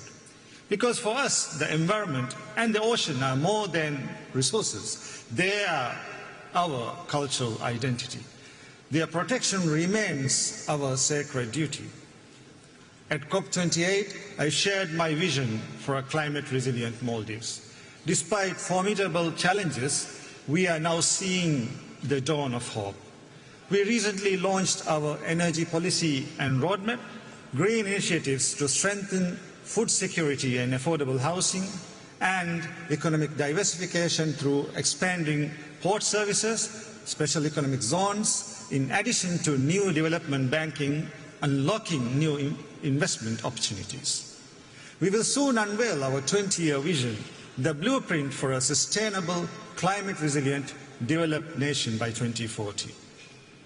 Mr. President, it is the lack of finance that inhibits our ambitions, which is why this COP, the finance COP, we need to deliver.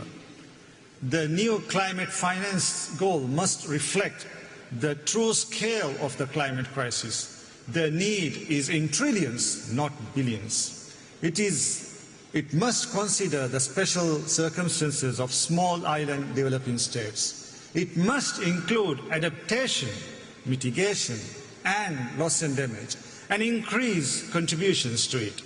As we approach the next round of nationally determined contributions, developed nations must increase their ambition to close the emissions and finance gap and align with the 1.5-degree goal. Mr. President, as we look around the globe, we see funds flowing freely to wage war, but scrutinized when it's for climate adaptation. We need to reprioritize, revise the international financial system. We must choose the path that changes lives, not the climate. My delegation here is determined that the finance goal should be scored right here in Azerbaijan. Mr. President, 28 COPs later, emissions still rise, finance falls still short, and our hopes fades. Let us prove this time it will be different. I thank you.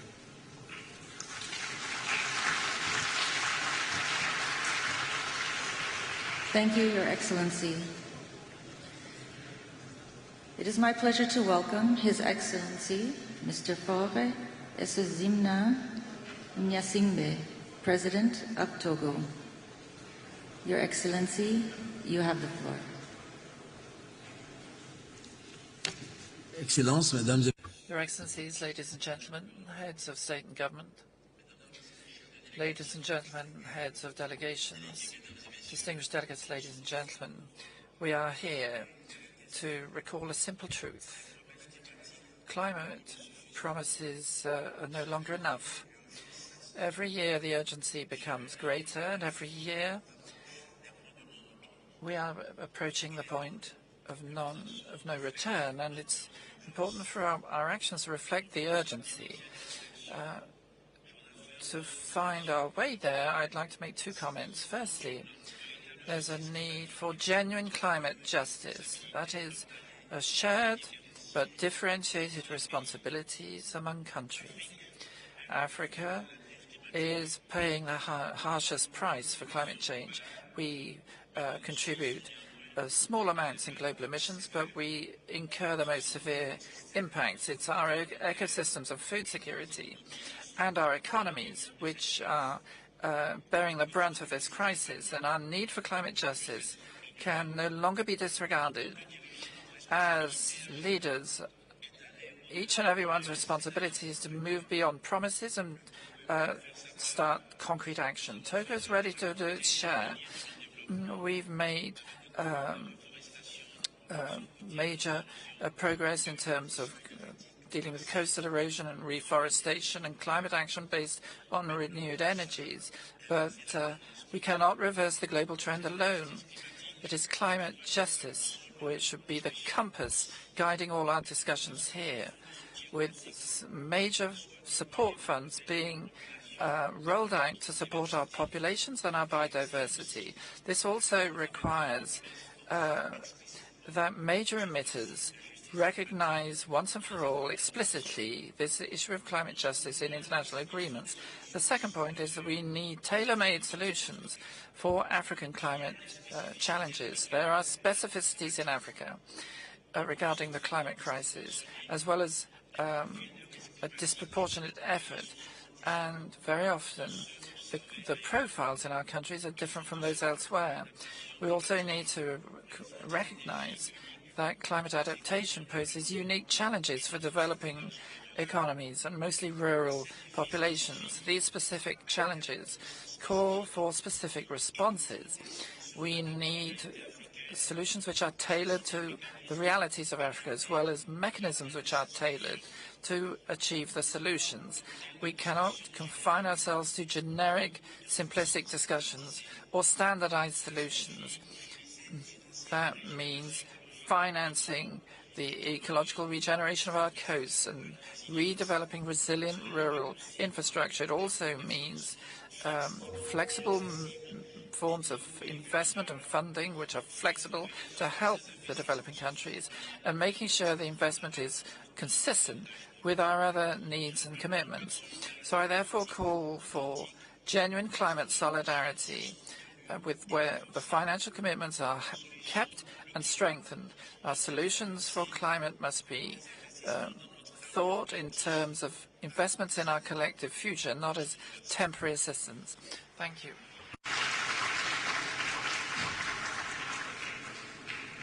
Thank you, Excellency. It is my pleasure to welcome Her Excellency, Dr. Hilda Heine, President of Marshall Islands. Your Excellency, you have the floor.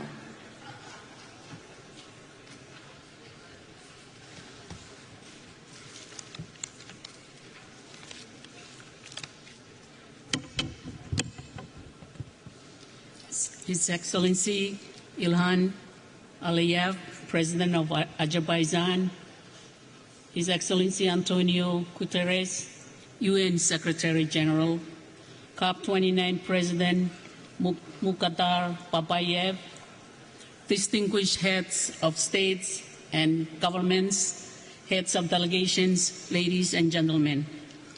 Yahweh, on behalf of the Republic of the Marshall Islands, it is an honor to once again participate in this critical summit.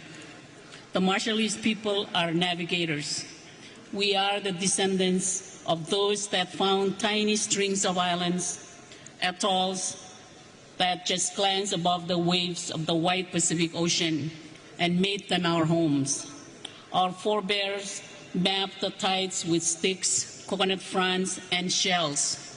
So it is in our blood to know when a tide is turning.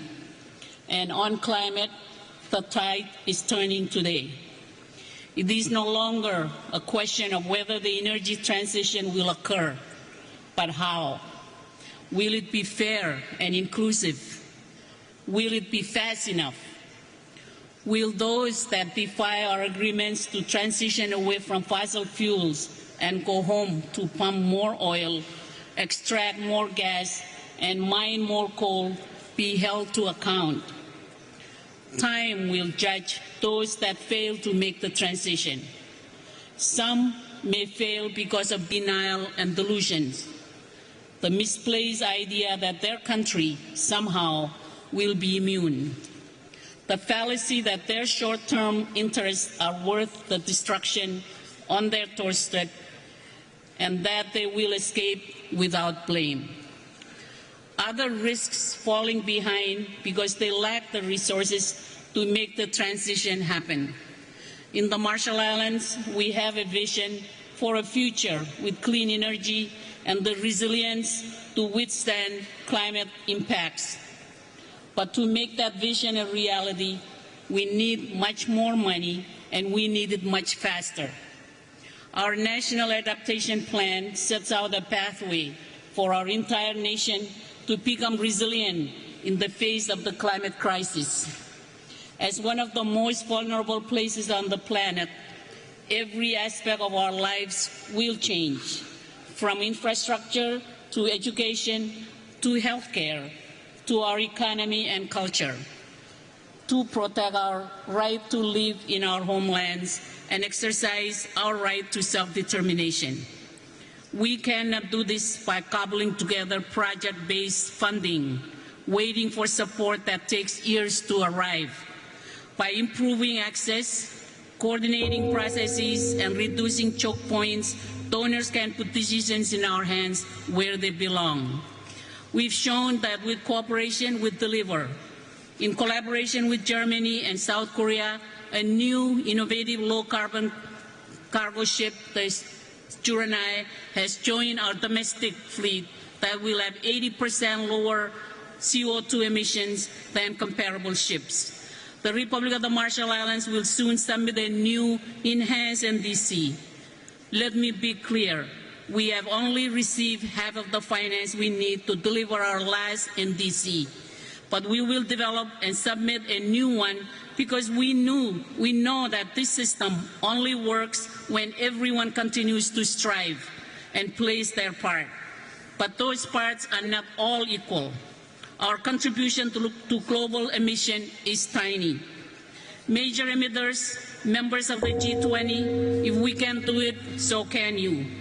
You can and must submit 1.5-degree aligned NTCs that set absolute economy-wide reduction targets and that cover all greenhouse gases and categories. The urgency of these commitments and the urgency to act on them before 2030 is paramount. The repercussions of low ambition and inaction will only get worse. We will be watching for 1.5 greenwashing. You can and must spell out to the rest of the world whose safety relies on your action, how you will deliver, and the energy goals set in Dubai last year. President and Excellencies, the winds are shifting too on climate finance. With the explosive increase in the cost of the climate crisis, it is obvious to everyone that the system isn't working. We can no longer afford to be unrealistic and unresponsive about the cost of the crisis, which we all know are in the trillions of dollars per year. Anyone who is here to fight over who pays for a small share of those needs rather than engage in a collective effort to find the trillions is no friend to islands like mine. Nor can we afford empty promises. Those that have benefited from extractions have an obligation to provide the climate finance that is desperately and urgently needed. We need a new collective quantified goal that sets us on a path to adapt and protect our communities, drive down our emissions, and respond to the ever-increasing loss and damage. That starts with making it crystal clear what climate finance is not. It is not market rate loans, and it's definitely not finance that funds fossil fuel production. Article 9 of the Paris Agreement contains specific protection for SIDS that have never been operationalized. The new call must remedy this by ensuring a minimum floor of finance that flows to our islands. We can no longer afford to base our hope on an international financial architecture that holds us in the past, that perpetuates inequities. There is no shortage of proposals for how to reform these institutions. What has been missing is the willingness to make it happen. Excellencies, climate change threatens human rights. Every person on this planet has the right to a safe and healthy environment where they can thrive and have their dignity upheld. We must heed the voices of those that hold us to account and demand from us as governments the highest standards, and their rights must be respected. We won't succeed with the process and outcomes that are not inclusive. It is clear that women and children will suffer the most if we fail to stay within 1.5 degrees centigrade and to adapt. They must be part of the solution, from the community level to the international. We cannot afford to exclude Taiwan, a country which is under threat from the climate crisis, but also offers solution and innovation from this process. They deserve a seat at this table. Excellencies, it is time to fortify faith and trust in the process that we have created together to solve the climate crisis. The Paris Agreement is a beacon of hope that has guided change around the world. The success of this process does not depend on one country, but on all of us. We are here because we share a common commitment to solving the greatest challenge of our time. In our Marshallese culture and traditions, we have a saying, Wakuk Wachimor, which literally means we are all on the same canoe, and that we must all work together if we are to reach our destination. Our world demands that we steer our canoe of humanity to reach a future that is safe and secure for generations to come. Thank you to the government and generous people of Azerbaijan for hosting us here in the beautiful city of Baku. Komoltada, I thank you very much.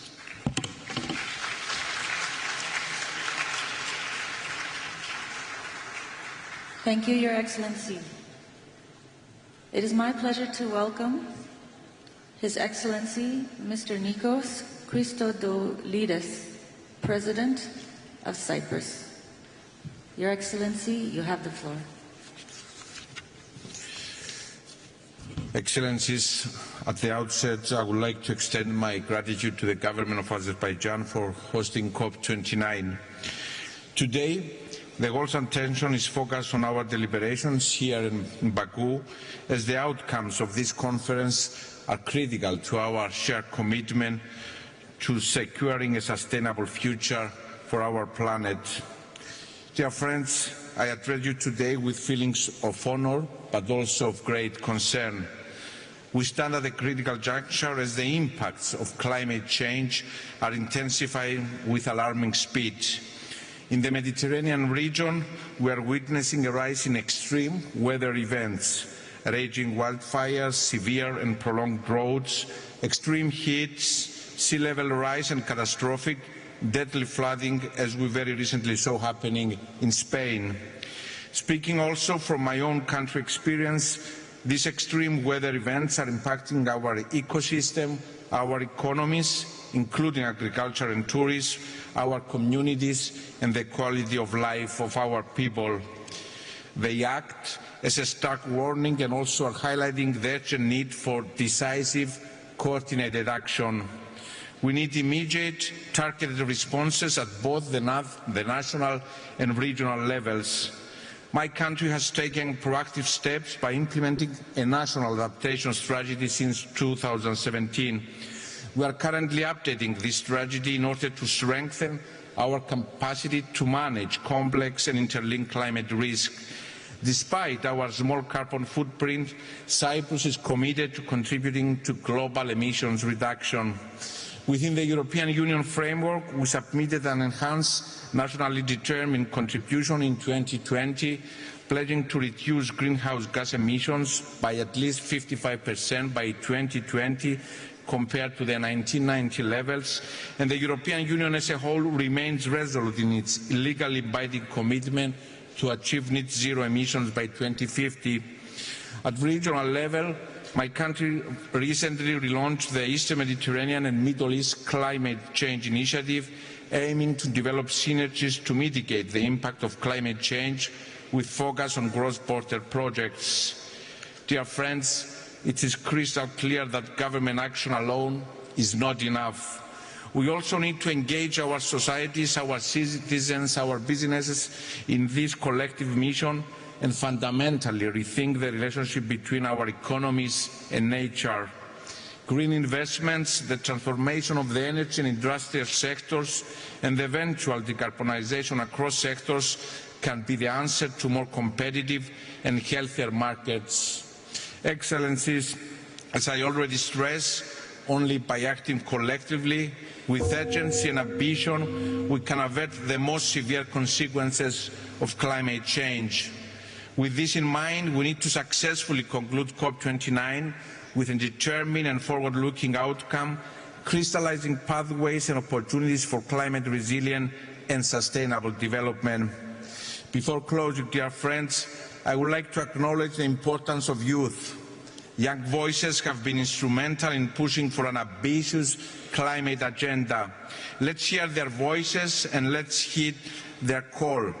If we ignore these voices, our children and grandchildren will inherit a climate and natural dystopia. Let us resolutely work together the path of climate neutrality.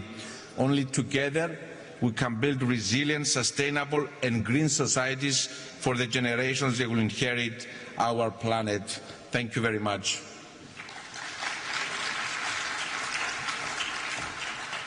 Thank you, Your Excellency.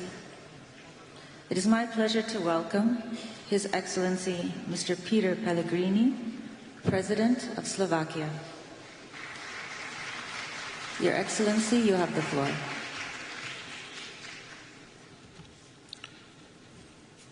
Excellencies, ladies and gentlemen, this year my country, Slovakia, as others in Europe, has experienced the hottest summer on record.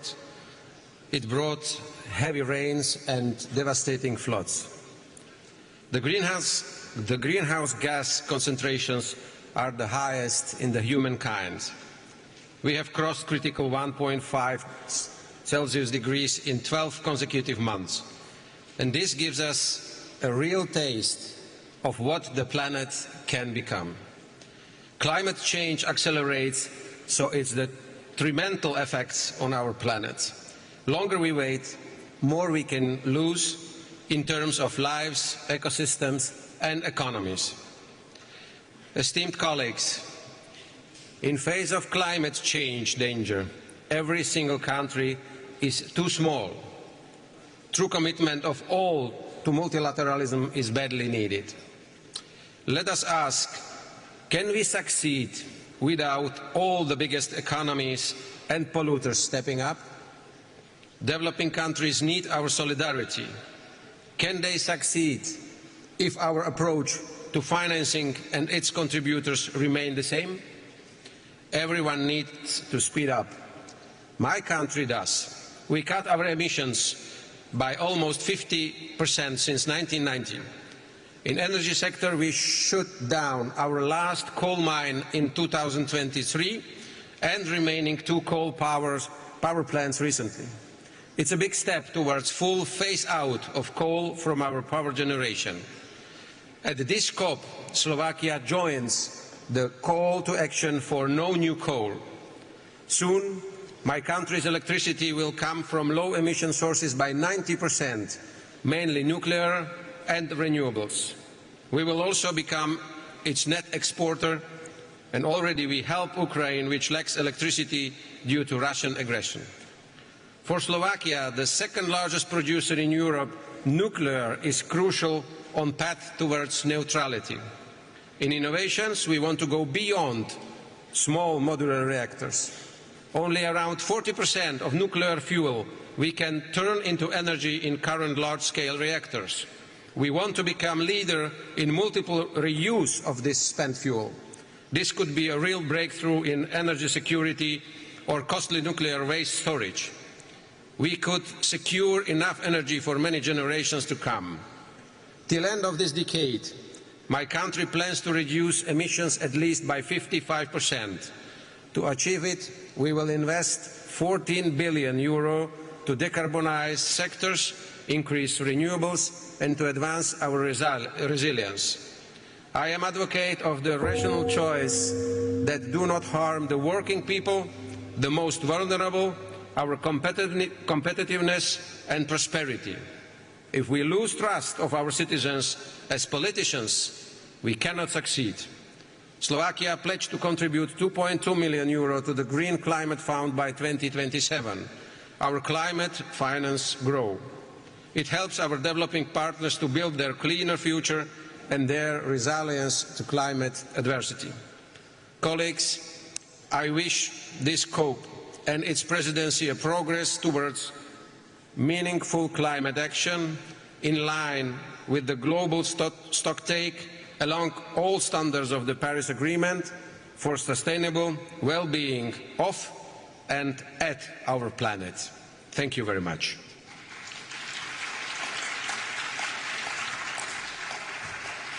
Thank you, Your Excellency. It is my pleasure to welcome His Excellency, Mr. Charles Michel, President of the European Council, speaking on behalf of the European Union. Your Excellency, you have the floor.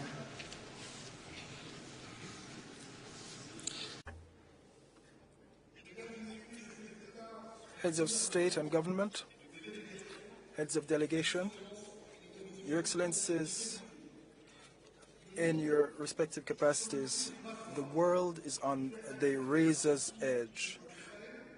Russia's war of aggression against Ukraine, the war in Gaza, and the tragic crisis in the Middle East, civil war in Sudan. These conflicts and many others are leading to humanitarian disasters for civilian populations and are polarizing societies across the world. Violent imperialism, endless cycles of vengeance and collective punishment are poisons that are imperiling us all.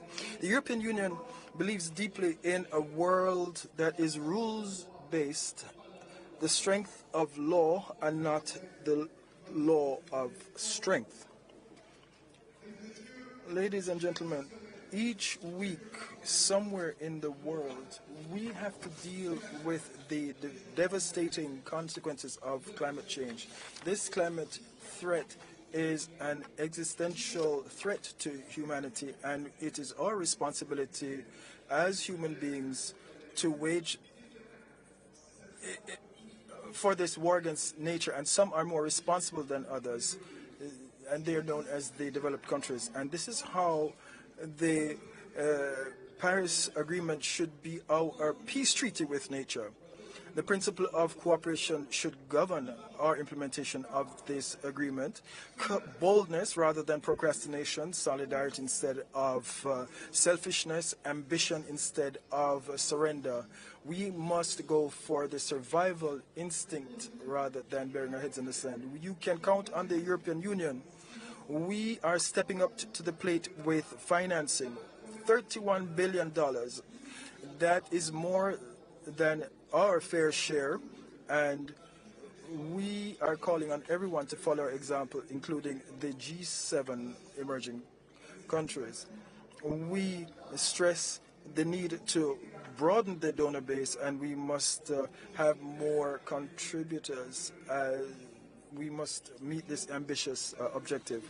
We support a multi-track approach, and we must use carbon pricing as a lever, and we must use development banks to mobilize this agreement.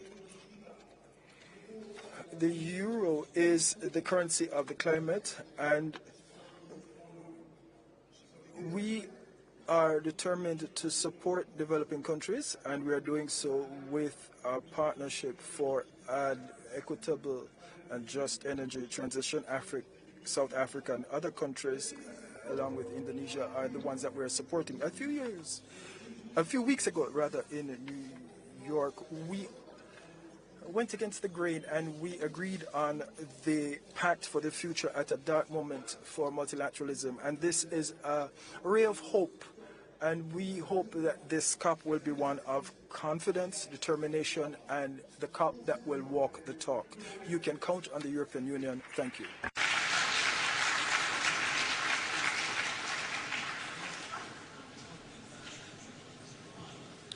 It is my pleasure to welcome Her Excellency Ms. Gordana Sliunevska Daskova, President of North Macedonia. Your Excellency, you have the floor.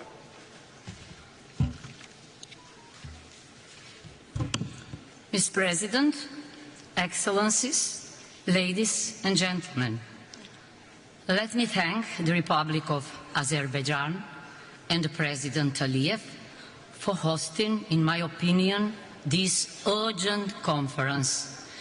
We have gathered at COP29 in the midst of a war. The good news is, some would say, that the aggressor is already suffering heavy losses and will most probably lose the war. The bad news is that the aggressor is humankind itself, with its unsustainable production systems and consumer habits. Unless we hold global warming below 1.5 degrees by 2050, instead of sustainability and growth, we will have to think about habitability and survival. In this war against nature, it is the innocent, the children, the vulnerable populations and small developing nations who often suffer most. Situated in one of the most climate vulnerable regions in the world, the Mediterranean, we must adapt our security, defense, energy, health, tourism, water, educational and other systems to this multidimensional challenge, making them inclusive to women, children and youth. We have endorsed the declarations on enhanced action in tourism and on water for climate action. In addition, I have appointed a climate expert in my National Security Council, and we have joined the group of friends on climate and security. Our goal is to accelerate the transition to a low-carbon economy across all sectors, including energy, transport, industry, and agriculture. To achieve green growth, we'll invest in green jobs and reskill workers, moving away from carbon-based energy production. Sustainable energy transition must be environmentally and socially just. We adopted a long climate action. We will introduce a legal framework for monitoring, reporting, verification and accreditation. In parallel, we will adopt a revised law on energy and a new law on renewables. These laws support the implementation of the challenging green agenda and sustainable connectivity cluster in EU membership negotiations, requiring €3.1 billion for renewable energy and energy efficiency. The Economic and Investment Plan and the Green Agenda for the Western Balkans provide funding for this. Regardless of progress in the EU accession process, countries should have ongoing access to climate action funds before membership. Esteemed Excellencies, we need a peace agreement, a natural contract, as Michel Serra would say, to stop treating nature as adversary and start treating it as partner. The Paris Agreement, the SDGs, and are the blueprint of that peace agreement, of that natural contract. Let's implement them in the line with the principle Pacta sunt servanda.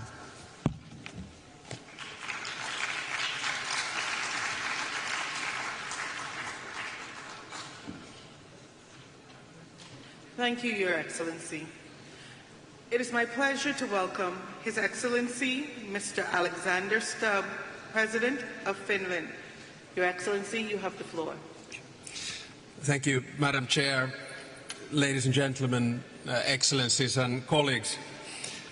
In the age of multipolarity, we probably need multilateralism more than ever. And I guess climate change is a litmus test for multilateralism. And the reason for that is quite simple. If we fail this test, efforts to address any kind of global challenges, say sustainable development, technology or demography, will all be in vain. And of course, if we fail to limit the increase of global temperature, future generations will be left with a world which has more pandemics, more hunger, and more conflict. Now, at the same time, we must of course ensure that climate action is aligned with the broader development agenda. And I don't say the following thing just because I have a daughter of 23 years old, but I do want to emphasize the importance of women and youth in the fight against climate change. And in many ways, the choice is actually quite binary. It's black and white. You can have either multipolar and transactional disorder or multilateral cooperative order. Without changing the current power balance, I'm afraid the former will prevail over the latter. Now, the growing influence of formats such as G20, where representation better reflects the global realities, is of course welcome. But taking on more power in global decision-making should also mean taking more responsibility. Countries which seek to upgrade their global influence to reflect modern realities cannot demand that global responsibilities are forever based on circumstances in the early 1990s. So therefore, the largest emitters and the largest economies will determine the direction of the whole planet. Reflecting on these developments, I would like to underline 3 points where I think COP29 is pivotal. First, we all have to take more responsibility for reducing emissions. Last year in Dubai, we took the crucial step by agreeing on the transition away from fossil fuels. Now we need to turn our promises into practice as we prepare our new nationally determined contributions ahead of COP30 in Belém. It's crucial that especially the G20 members show leadership by setting the most ambitious targets possible in line with the 1.5 degrees limit. Second, we all have to take more responsibility for climate finance. The new collective quantified goal needs to be both ambitious and achievable. It has to reflect the current global economy and sources of emission, not the situation more than 30 years ago. I'm pleased to announce that Finland will be providing additional funding to the Systematic Observations Finance Facility to help strengthen adaptation and build resilience, especially in the least developed countries and small island developing stage. And let me conclude by saying that we actually need three things simultaneously. We need targets and legislation, we need finance, both public and private, and we need technological innovations. And the bottom line is that we need all three of them together. We cannot regulate ourselves out of this crisis, we cannot pay ourselves out of this crisis, but we can innovate ourselves from this crisis. Here in Baku, I'm really looking forward to explore all of these things achieved together. And whenever in the future I hear that gong, I shall take it as a symbol for the urgency we have to fight climate change. Thank you very much.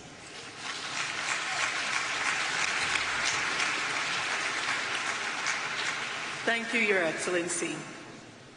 It is my pleasure to welcome His Excellency Jakov Milatovic, President of Montenegro. Your Excellency, you have the floor. Thank you, Chair. Your Excellencies, it is a profound honor to participate on behalf of Montenegro in this distinguished gathering. COP29 is taking place at a crucial time. The data from the UN agencies are showing that 2024 is on track to be the hottest year on record.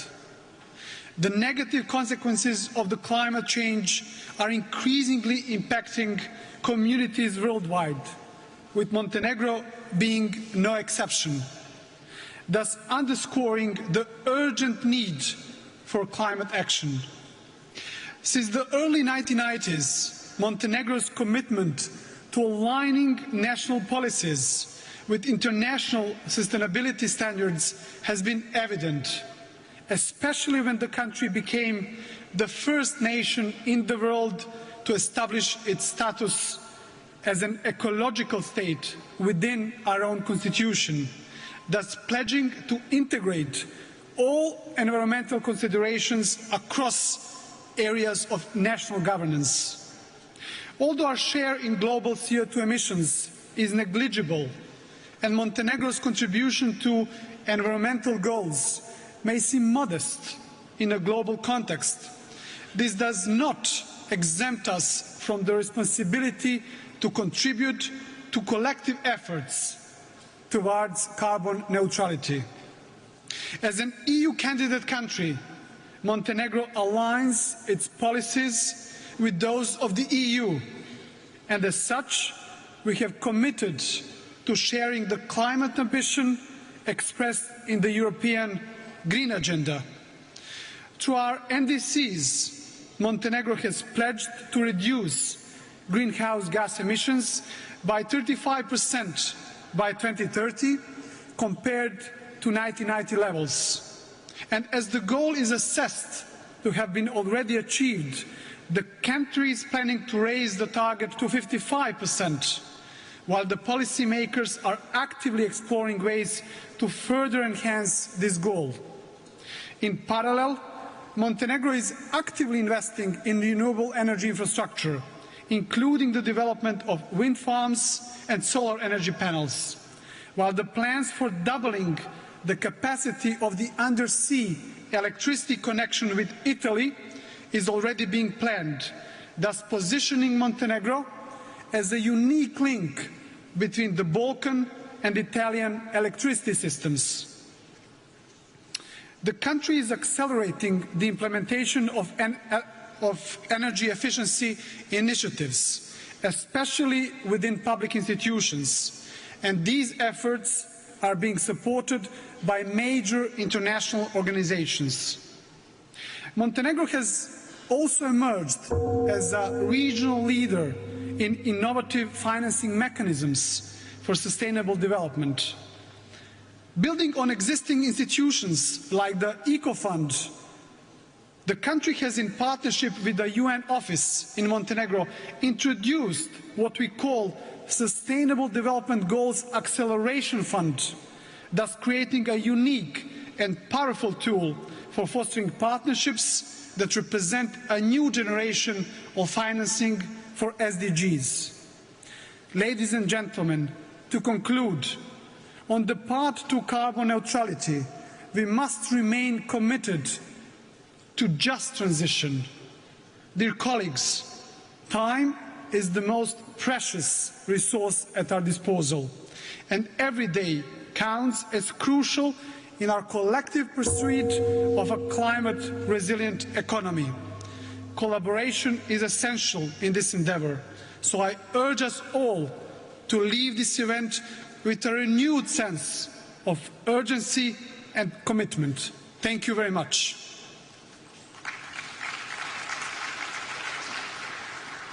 Thank you, Your Excellency. It is my pleasure to welcome His Excellency Mr. Ramchandra Paldel, President of Nepal. Your Excellency, you have the floor.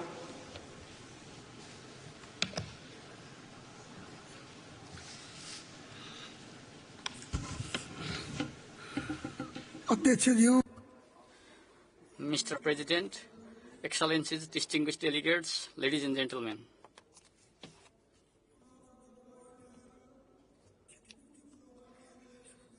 Mr. President, climate justice and climate finance, including reparations for loss and damage, are my paramount concerns today. Even though Nepal's carbon emission is negligible, we are suffering terrible consequences of global warming and climate change. In fact, we are reeling from some recent climate-related disasters, glacial lake outbursts and devastating floods that caused damages worth tens of billions of rupees. The scale of destruction is so immense that recovery and reconstruction present a severe challenge given our limited resources and capacity. Climate change has affected the whole planet, but its impacts have been especially severe in poor, least developed, developing nations and states. Mr. President, Nepal is committed to utilize natural resources sustainably and prudently. As we implement our ambitious emission reduction targets set out in the second NDC, contributing to the global well-being and protection of Mother Earth, we have increased forest cover and enhanced production and supply of clean energy, to mention a few of our efforts. But the challenges precipitated by global warming and climate change far exceed our capacity and resources to manage them. Mr. President, we are compelled to divert our meager resources, originally allocated for poverty reduction, towards adaptation and mitigation, which is a grave injustice. Urgent implementation of polluters pay and compensate principle is critical, and they must also take responsibility for reducing emissions. While the pledges for climate funds have been insufficient to begin with, they have also remained unmet. It is even more distressing to note that the targeted communities do not receive the funds due to complicated processes. In this regard, I also call for urgent operationalization of the Loss and Damage Fund, which is intended to support the vulnerable developing countries. Climate finance must recognize the contributions of countries like Nepal in protecting biodiversity, the Himalayan cryosphere, as well as in supplying fresh water. These nations must also be adequately compensated for climate-related loss and damage. I also call for technology transfer and adequate capacity building grants in accordance with the Paris Agreement and the commitment of developed countries. Climate finance must be provided in the form of grants, and this should be disbursed through national treasuries to ensure effectiveness. Mr. President, the vast resources spent for the arms should instead be redirected for adaptation and mitigation efforts to protect human civilization and bequeath a habitable planet to future generations. I hope this conference will make concrete progress towards setting out a clear NCQG based on the principle of climate justice, equity and capacity, towards limiting global warming to 1.5 degrees, and towards ensuring climate justice and sustainable development of least developed and Himalayan nations.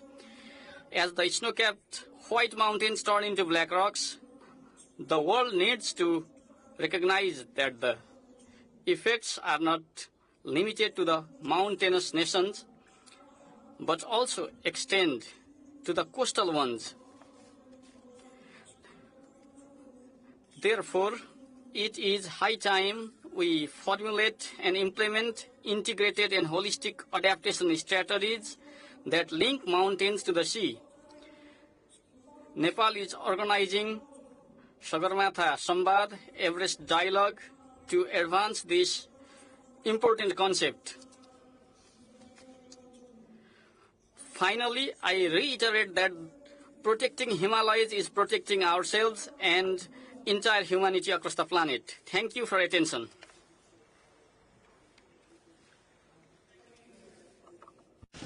It is my pleasure to welcome His Excellency Mr. Chandrika Prasad Santokhi, President of Suriname.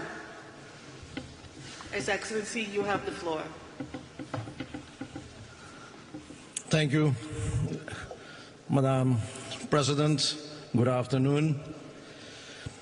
As President, I'm here today to inform the COP that my country, Suriname, a member of CARICOM, a carbon-negative nation, rich in natural resources, is on a path of sustainable green development strategy and is a determined advocate in the fight against climate change. Our vast forests, still covering 93% of our territory, act as a vital carbon sink, absorbing more carbon dioxide than our economy emits, and we are committed to stay carbon negative. CARICOM and CIS nations are facing the injustice of a crisis they didn't cause, a crisis they cannot solve alone, even with their best efforts to cut their emissions, which are now lower than 1%. Developed countries must act now to support the resilience and transition of developing nations. We as CARICOM leaders are committed to stay below 1.5 degrees this century as pledged, and we ask you all to do your part. My country will continue to contribute to our green transition, adapt to climate impacts, and achieve our sustainable development goals through a green development strategy, leaving no one behind. A balanced and responsible exploitation of the oil and gas sector after the announcement of the FID recently will be an integral part of this strategy. Suriname's strong commitment to environmental leadership is evident through our leading position in the Environmental Performance Index in Latin America and being the first country to develop internationally transferred mitigation outcomes ITMOs. Madam President, most CARICOM states lack the financial capacity and resources to recover from escalating climate impacts. Outdated GDP-based criteria keep concessional financing out of the reach of many of us, despite adoption of the multidimensional vulnerability index at the United Nations. Yet international financial institutions have not implemented it. CARICOM calls for a binding commitment to allocate at least 15% of climate finance to SITs instead of the unacceptable 1.5% SITs now receive. We call for easier, more tailored access to climate finance for SITs, including simplified applications, capacity building, direct funding, and affordable financing. Developed nations have a duty to support those less responsible and more vulnerable to climate change, requiring immediate action to correct this imbalance and climate injustice. The Loss and Damage Fund must be made functional and effective urgently. This must be fixed in 2025. Without significant increases in climate finance, SITs cannot adapt the climate impacts or achieve sustainable development. Inaction threatens their very existence. Finally, Mr. President, it is time to take bold action now to help SITs confront the urgent threat of climate change. I thank you, and may God bless you all. Thank you. Thank you, Your Excellency. It is my pleasure to welcome His Excellency Mr. Denis Bersirovic, Chairman of the Presidency of Bosnia and Herzegovina. Your Excellency, you have the floor.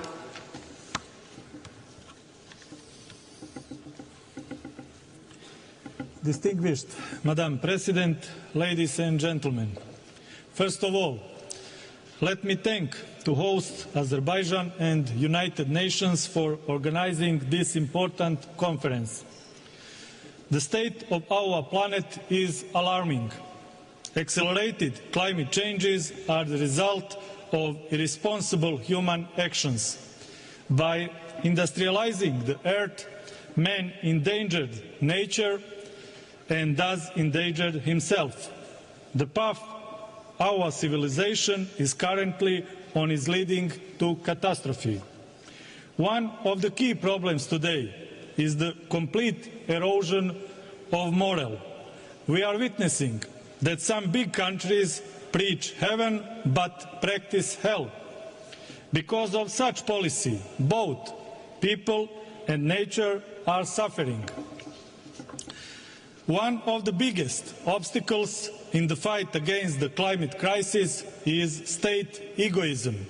Unfortunately, certain countries consider that this is not a critical issue for the current generation and choose to defer its resolution to future generations. This mindset is deeply wrong. The challenges are different for each of our countries, but the goal is the same. Let's be on the same side in the fight against the climate crisis. The growing climate crisis requires us to make changes in our value system.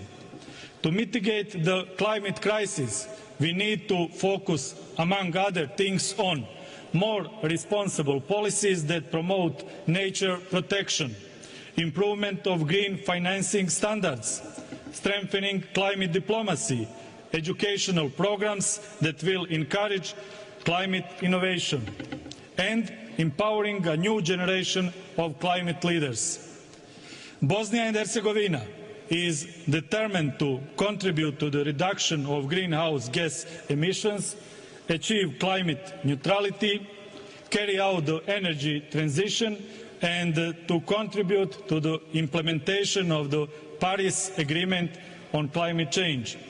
Bosnia and Herzegovina is actively working on the adoption of the Integrated National Energy and Climate Plan. The document outlines Bosnia and Herzegovina's strategic determination, direction in the process of decarbonization of the energy sector until 2030, with a clear vision to 2050. Finally, let's not forget, the earth does not belong to humans, but humans belong to the earth. Let's continue our fight against climate change. It is a fight for our future. Thank you for your attention. Thank you, Your Excellency. It is my pleasure to welcome His Excellency Nana Addo Danwa, Kufuor-Addo, President of Ghana. Your Excellency, you have the floor.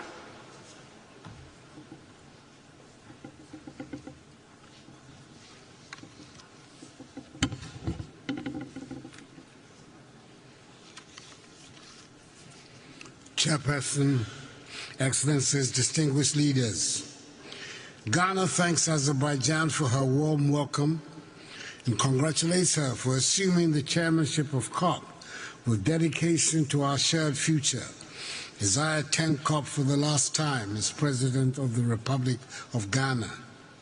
Today we gather not merely as leaders or policymakers, but as individuals bound by our love for our lands and future generations.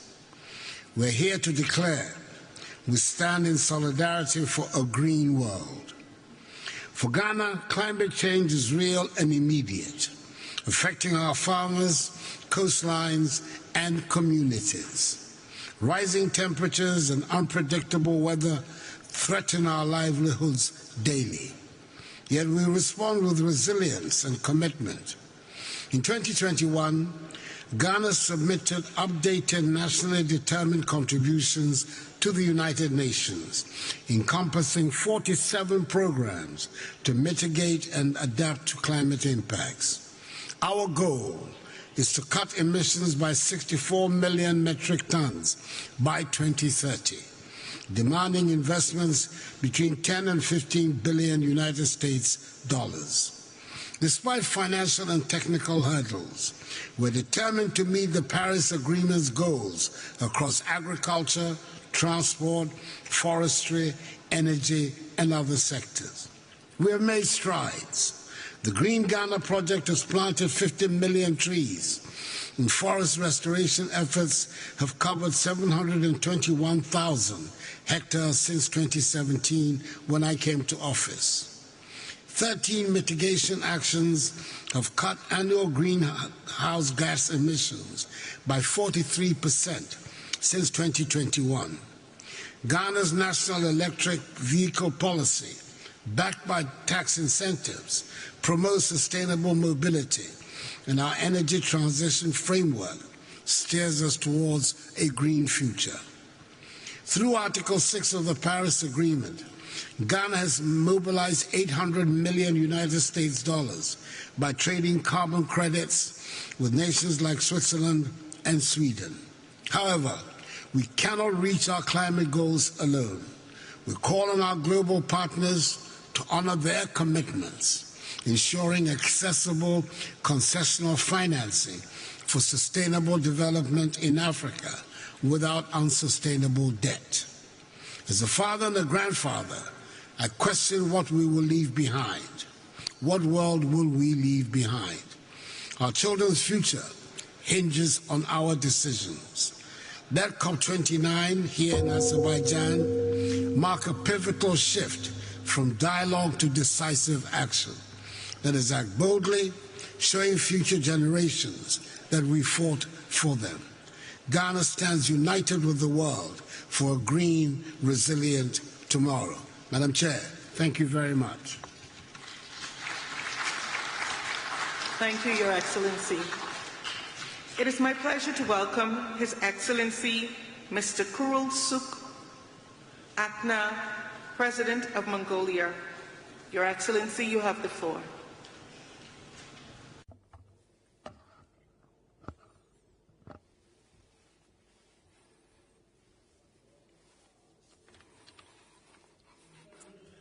His Excellency Mr. Ilham Aliyev, President of the Republic of Azerbaijan, Mr. Antonio Guterres, Secretary General of the United Nations, distinguished delegates, ladies and gentlemen. At a time when climate change is accelerating due to both natural forces and human actions, adversely impacting on sustainable development, livelihood, and human well-being worldwide, we need to strengthen our political leadership, collective efforts, and activities. The United Nations continues to warn us that the chance to meet the commitments under the Paris Agreement is gradually diminishing. We must heed the words of the United Nations Secretary General Antonio Guterres, who emphasized it as a canyon littered with broken promises, broken lives, and broken records. All of this signifies a failure of leadership, a betrayal of the vulnerable, and a massive missed opportunity. Hence, today, humanity should unite for our common future with shared goals of treating the Mother Nature with utmost compassion and respect, rather than subjugating her. And in order to every country to achieve more tangible results, it is necessary to strengthen national consensus, common policy, and mutual understanding involving all social groups, including government, private sector, civil society. If humankind does not take decisive actions to protect the Mother Earth, tackle the issues of climate change, land degradation, and biodiversity loss, the planet will find her own way to survive regardless of our presence. Harmonious coexistence with Mother Nature is the foundation of human existence. We should never forget that.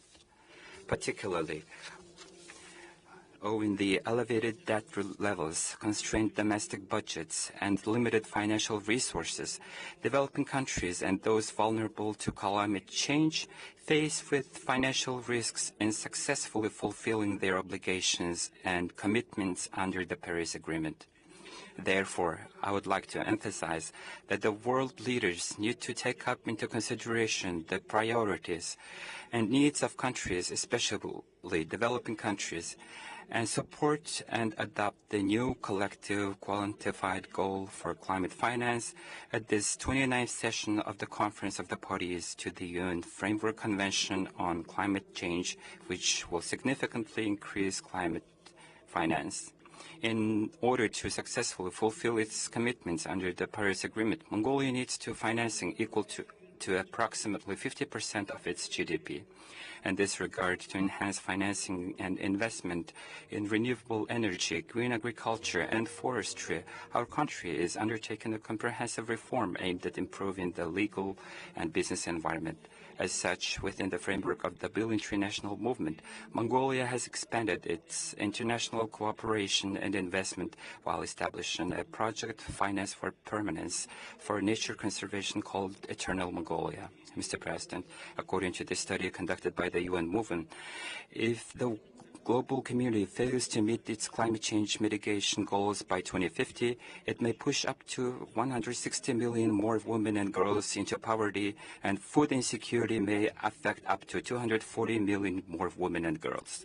Therefore, Mongolia successfully hosted the World Women's Forum under the theme Towards Green Future in August this year and adopted the Ulaanbaatar Declaration Towards a Sustainable Future, calling the countries around the world to promote women's participation and leadership in the fight against climate change.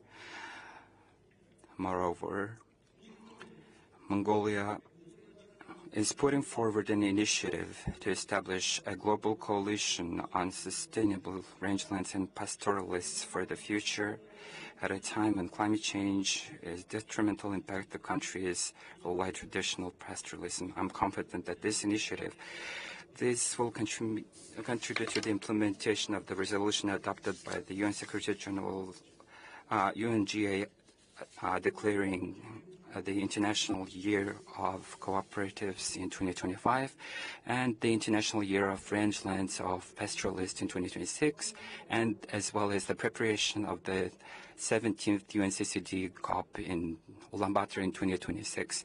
May the eternal blue sky bless us, the humanity forever.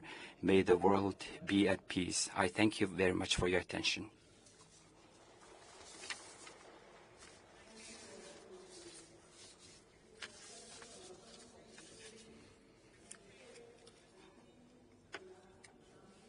President of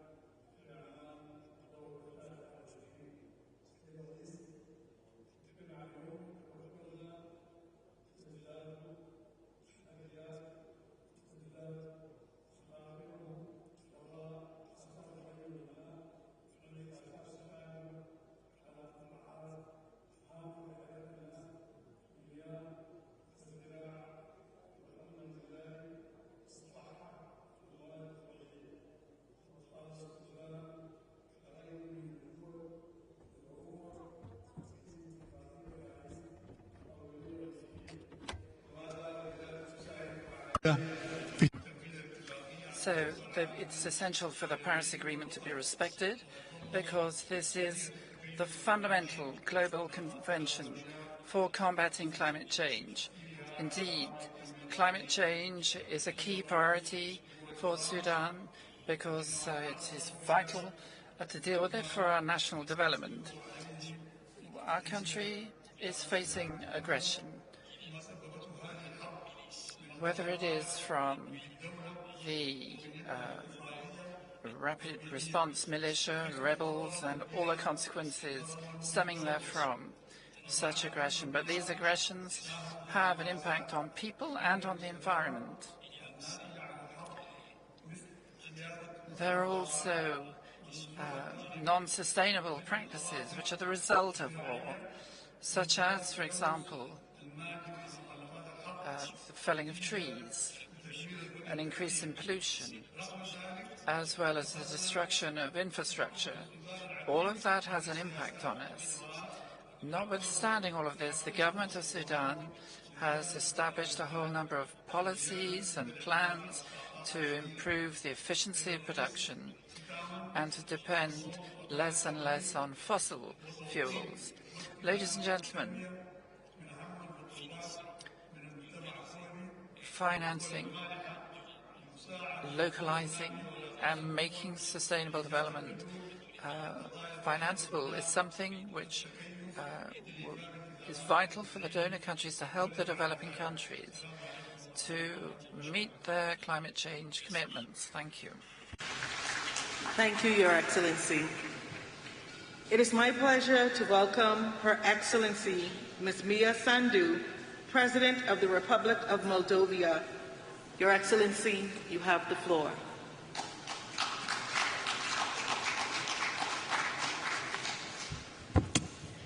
Distinguished delegates, it's an honor to address you on behalf of the Moldovan people. My deep gratitude goes to His Excellency President Aliyev and the government of Azerbaijan for hosting COP29 in Baku. Ladies and gentlemen, Moldova exemplifies the injustice of climate change. While contributing a mere 0.03% of global emissions, we are Europe's most vulnerable country to climate impacts. For Moldova, climate change is not a distant threat. It is a present reality impacting our daily lives, economy, and especially our rural communities who depend on agriculture.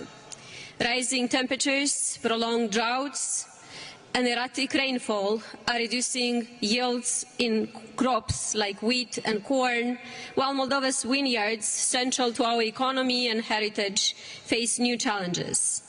Access to water is increasingly strained, affecting both agriculture and daily life.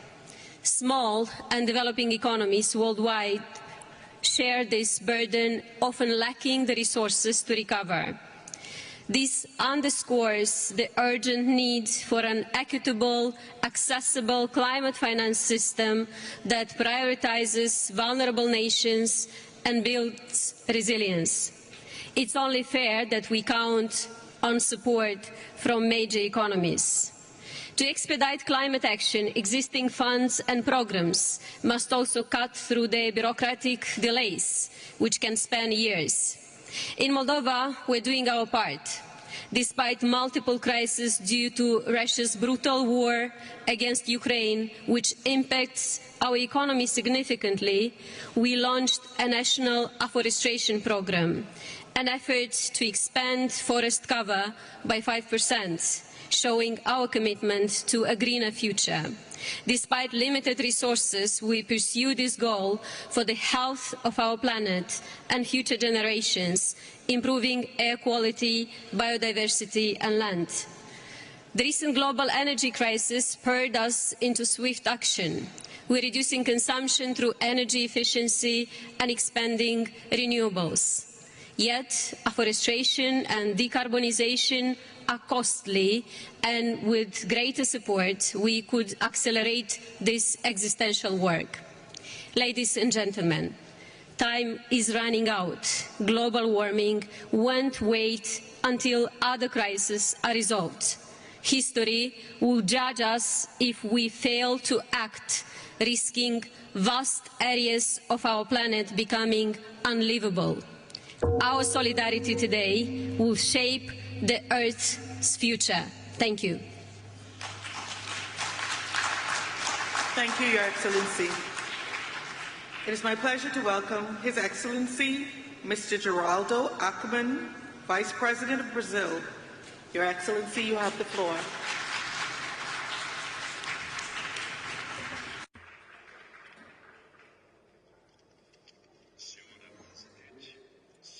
Madam Chairman, ladies and gentlemen, the pathway and the diplomatic efforts of the Climate Convention, which began in 1992 in Rio de Janeiro, Brazil, now bring us to Baku in Azerbaijan for COP29.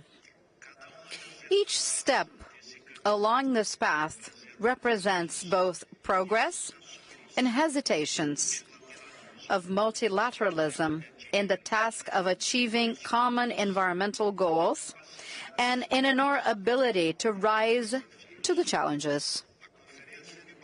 The Baku Conference aims to define the new climate finance target.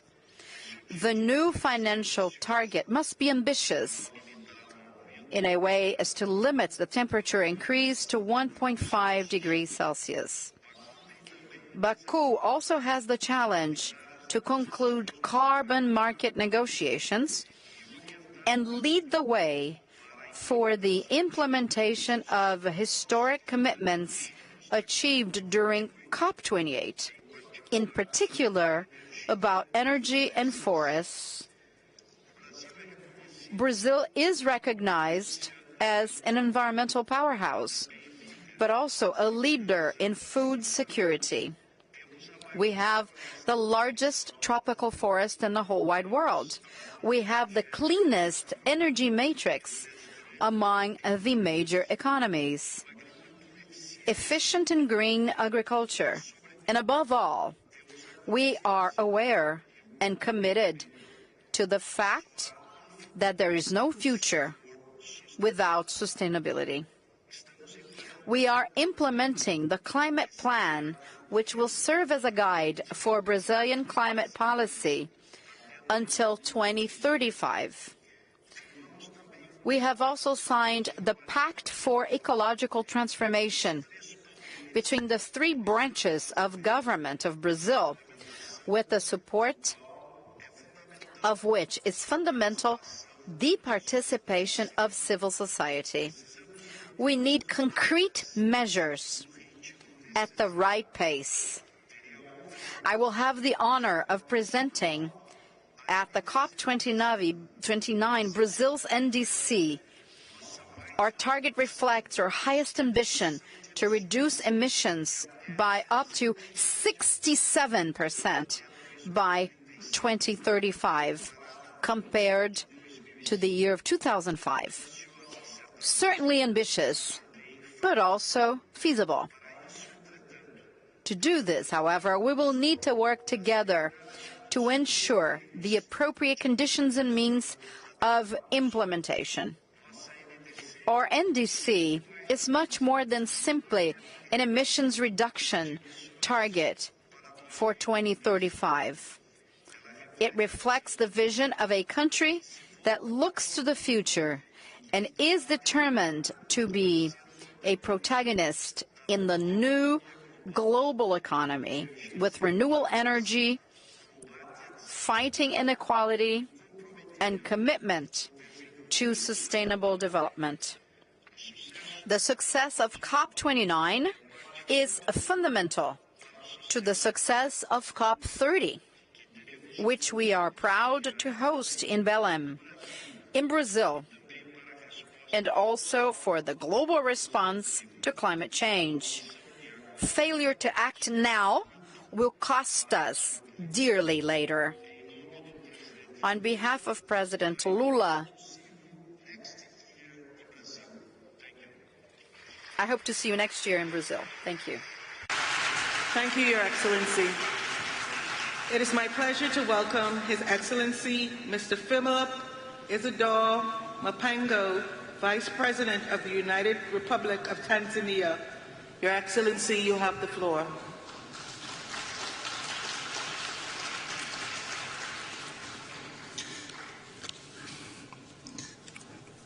Madam Chair, Excellencies, distinguished delegates, here we are yet for another COP, dubbed as a finance COP, where we need to work together in solidarity for a green world. We meet at a time when the greenhouse gas emissions and temperatures are rising to record-breaking levels with dire consequences, particularly to developing countries. Climate change is not a distant concern, but a current reality. The last few weeks have seen catastrophic flooding in Spain, devastating fires in the Amazon, and torrential rains displacing millions in South Asia. My country has also not been spared by such catastrophic events, and they are costing us 2 to 3% of our GDP lost annually. While a total of $19.2 billion will be needed by 2030 to deliver on our NDCs, so far only about $500 million have been received, necessitating use of our own internal resources at the expense of other development projects and increasing our debt burden. And this scenario is now the order of the day across Africa. And this is obviously inappropriate and unethical for adaptation, loss, damage, and for Africa that never caused this problem. Since Copenhagen, the promise of real finance has been elusive. The finance COP, therefore, must move from empty rhetoric and come up with bold decisions that address the financing needs of countries corresponding to the urgency of the climate crisis. We look forward to a fit-for-purpose new collective quantified goal to replace the $100 billion goal agreed in 2009. This is indeed an opportunity to drive systemic change in climate finance, because what will be agreed will inform climate action or inaction for years to come. Climate finance is about responsibility and justice as agreed, and therefore COP29 must also maintain the momentum on loss and damage so that the fund does not become an empty shell, negating the gains made last year at COP28 in Dubai. Excellencies, Tanzania remains committed to contribute to global efforts to combat climate change. We are using own resources on projects that foster development and those that supply clean energy, environmentally friendly transportation systems, improved early warning systems, and waste management. In addition, Tanzania has a total area of 48.1 million hectares of forest reserves, with an estimated carbon storage potential equivalent to 2% of the world's total carbon. Also, Tanzania has territorial sea area covering 64,500 square kilometers, which provide a big potential for blue economy. We are committed to continue conserving these critical marine and forest ecosystems. Indeed, we are already acting in solidarity for a green world, even with our own meager resources. Yet the challenge we are facing is that carbon markets are not yet fully defined, and thus denying our countries the payments they deserve. There is lack of information and capacity to participate gainfully in carbon markets. To conclude, let me emphasize that we cannot talk about a just transition without focusing on clean cooking. That matters greatly to the majority of Africans.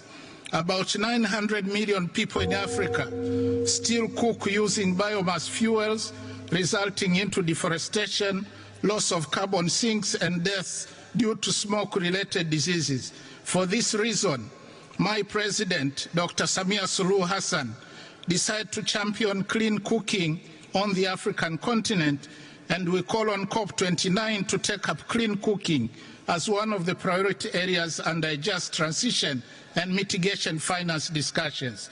As a show of leadership, Tanzania is implementing the clean cooking strategy to ensure the availability of clean, safe and affordable cooking energy to about 80% of households by 2034, and has launched a Pan-African Women Clean Cooking Support Program that requires financial support of about $4 billion annually by 2030 to transform the continent with clean cooking solutions. Madam Chair, thank you. Thank you, Your Excellency. It is my pleasure to welcome His Excellency Mr. Timimoko Mailet Kone, Vice President of Côte d'Ivoire. Your Excellency, you have the floor.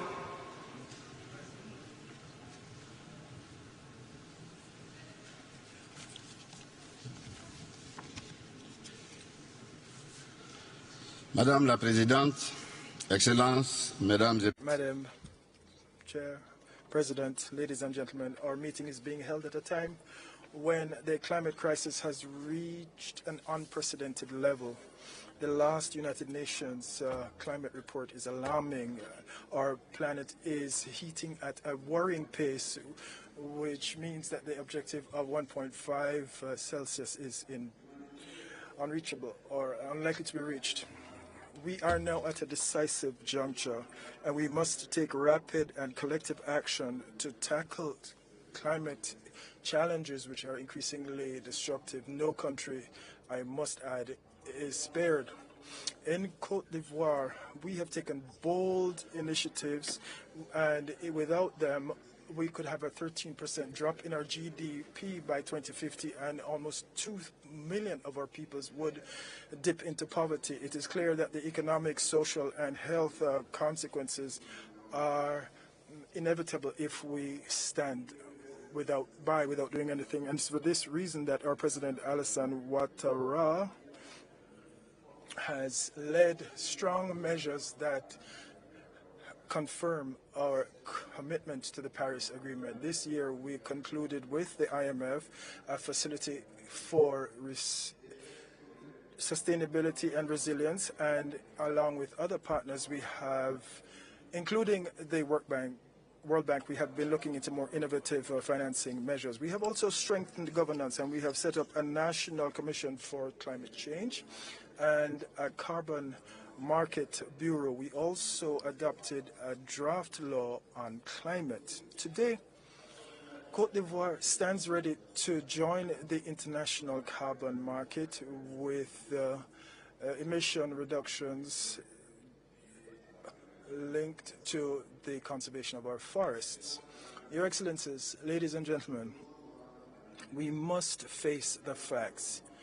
Climate disasters, as well as the rapid biodiversity loss, are threatening our common future. Given the gravity of this situation, Côte d'Ivoire calls for us to stand by our COP28 commitments and previous conferences as well, especially our pledge to fund the Loss and Damage Fund and to mobilize resources from Africa, mobilized by developed countries for Africa to tackle climate change.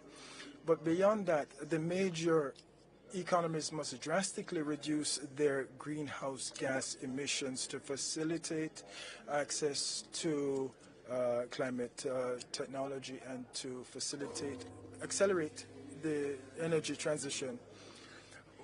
Countries with strategic natural resources must have enough resources to facilitate their energy transition without going into further debt. Ladies and gentlemen, this conference must more than ever meet the expectations of the people across the world, and to this end it is a pressing need on developed countries to take climate action. We must come up with they must have a more ambitious program for developing countries, and they must take into account the legitimate and specific needs of the more vulnerable regions. The heavy toll paid by our populations because of increasingly violent climate disasters means that we must come to urgent agreement on financing so that we can have lasting solutions and ensure that this COP29 marks a critical juncture where we can forge a path towards protecting our planet and ensuring a sustainable future for future generations. Thank you. Thank you, Your Excellency. It is my pleasure to welcome His Excellency Mr. Hamid Abdullah Afi Didi, Vice President of the Seychelles. Your Excellency, you have the floor.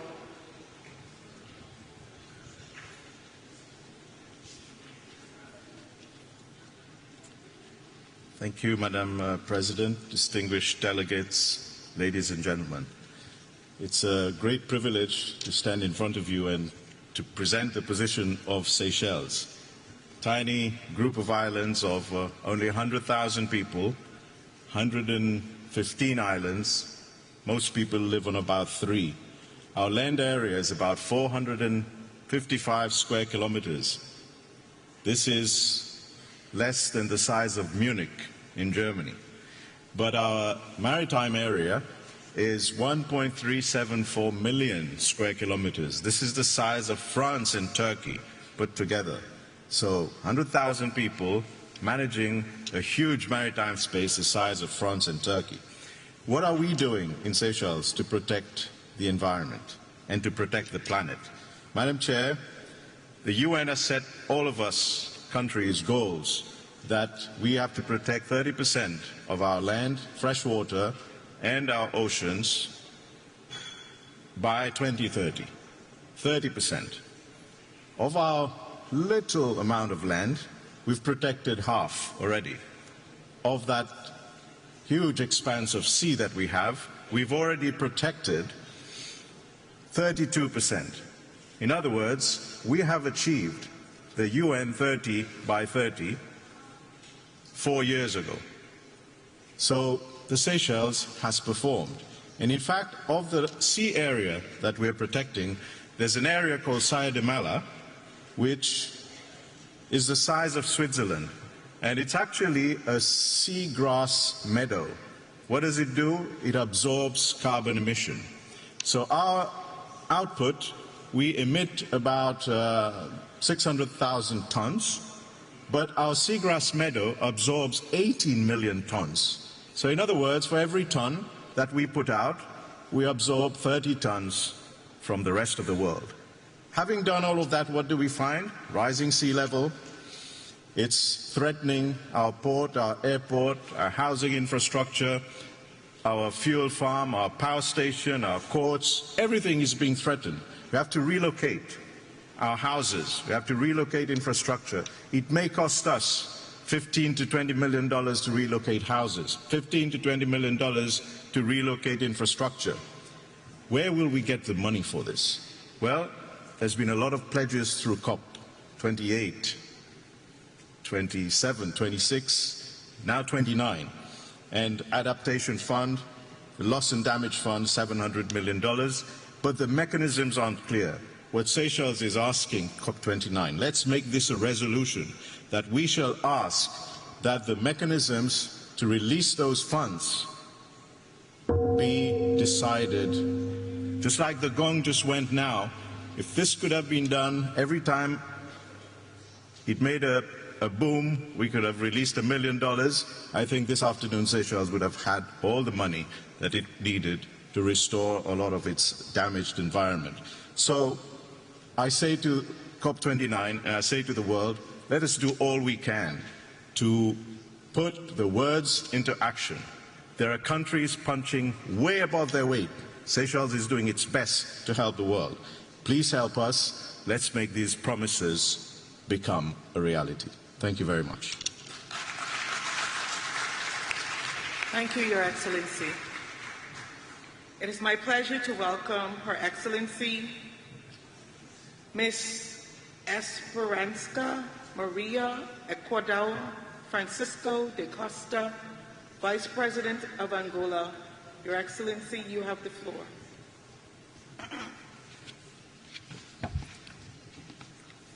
Thank you. Your Excellencies, heads of state and government, ladies and gentlemen, it is with the highest honor that I address the distinguished delegations present at this, the 29th Conference of the Parties to the United Nations Framework Convention on Climate Change.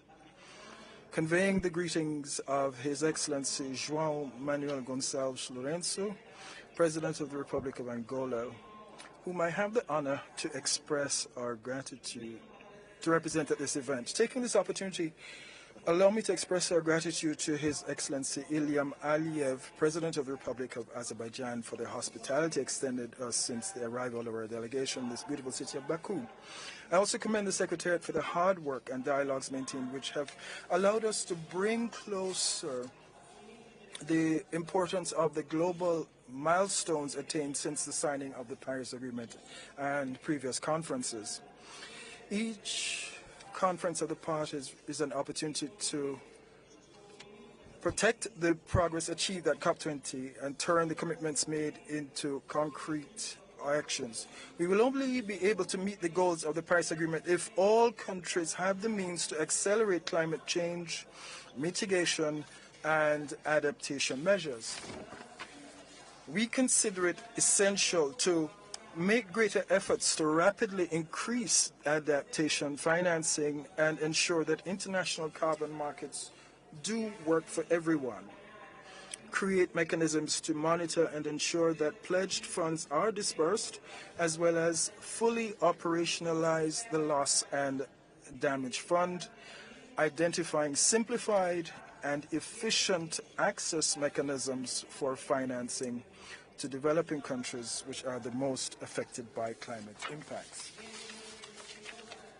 Ladies and gentlemen, the Republic of Angola, like other countries in the African region, has been facing various challenges generated by significant impacts of climate change. The 2022 to 2035 National Strategy for Climate Change includes mitigation and adaptation measures by mainstreaming climate change issues into national policies, reflecting a comprehensive commitment of Angola to environmental sustainability. And we also share data to respond to different problems linked to climate change, including forced migrations. Drought and desertification in the southwest of Angola continue to be the main concern of the government, as they have negatively impacted communities and development programs. Angola continues to implement the program to combat the effects of drought in the southern region of Angola by building new dams, and we aim to promote agricultural development, strengthen food security, and provide greater resilience to communities. On the other hand, the National Plan for Adaptation to Climate Change is being developed, and our 2025 NDC is under review, focusing on the transport and energy sectors. We would like to highlight efforts aimed at strengthening the national energy matrix with renewable energy, currently accounting for 66% of energy from photovoltaic and hydropower projects, expected to scale to 72% by the end of 2027. This reflects our commitment to address pollution, emissions reduction, and to promote a transition to a low-carbon economy. We consider that the enhancement of forests in a new vision will benefit the creation of green jobs so that youths and communities can be included in the management of forest ecosystems. We continue to make efforts to increase terrestrial conservation areas, and we have started a vast program to identify ecologically significant marine zones that will allow the creation of a network of marine protected areas, which are key factors in the development of the blue economy.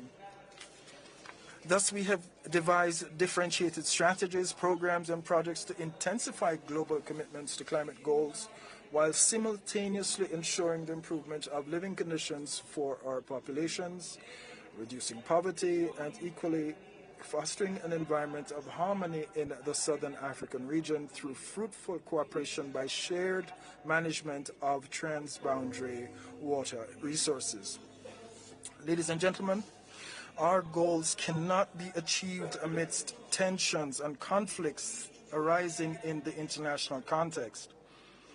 We therefore need to increase our commitments to stability and to the Pact for the Future we Want, adopted at the United Nations Summit to build a better future and reduce the climate crisis, hunger and poverty, and promote the improvement of food systems, a low-emission economy, gender equity, education, innovation, and peace as new decisions and indeed a legacy for future generations. Thank you very much for your attention. Thank you, Your Excellency. It is my pleasure to welcome His Excellency Mr. Abdallah Alamini Bazwa, Vice Chairman of the Presidential Leadership Council of Yemen. Your Excellency, you have the floor.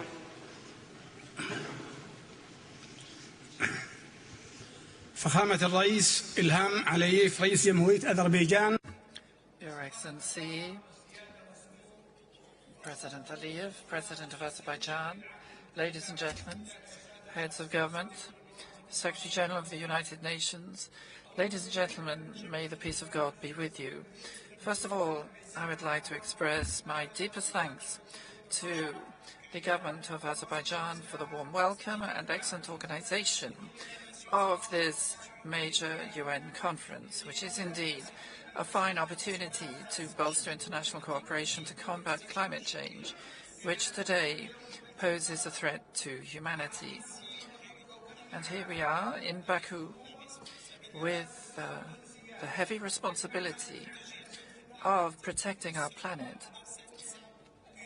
We are convening in this room to protect our planet, our common cradle, given the dangers posed by climate change. Many have already spoken from this podium, and I would like to take this opportunity to refer to the risks facing Yemen. Yemen is experiencing major crises, humanitarian, security-related, and economic, among many others, which are compounded by climate change through things like drought, heat waves, and the increase in sea levels, not to mention many cyclones. And the consequences are becoming ever graver, given the humanitarian situation, which is especially vulnerable because of a war which has been ongoing for 10 years, because of the involvement of militias supported by Iran, a war which has destroyed infrastructure and displaced thousands of Yemenis and destroyed property, killed people and destroyed the sources of life.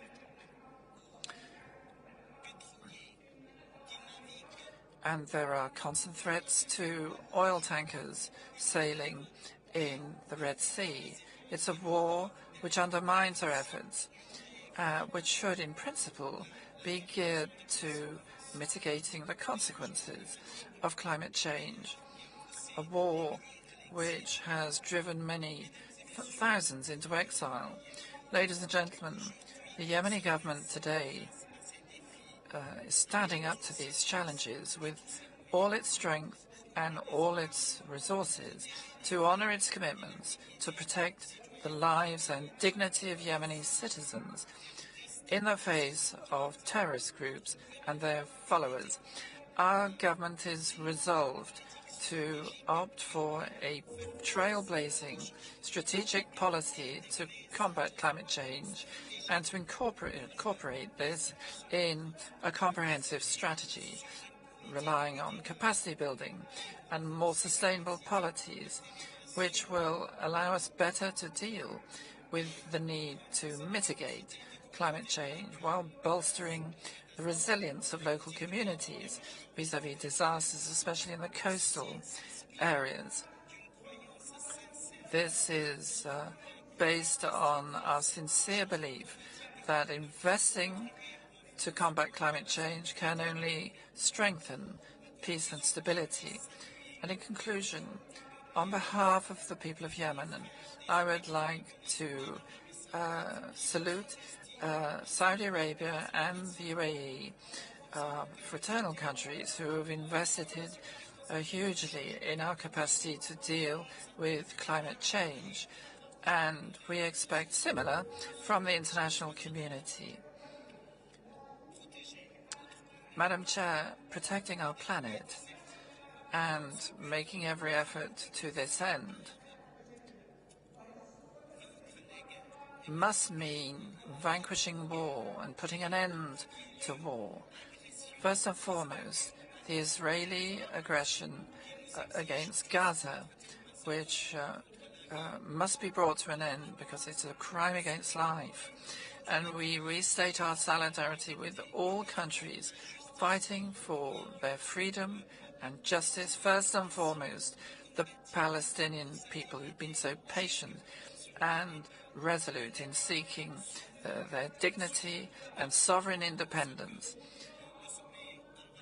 And we support the conclusions yesterday of the Riyadh summit of the Arab League and the International Islamic Conference organization. It is vital to protect planet Earth. It's a collective responsibility which requires better cooperation from all of us to tackle these challenges. It doesn't mean investing in the present, it means investing in the future as well.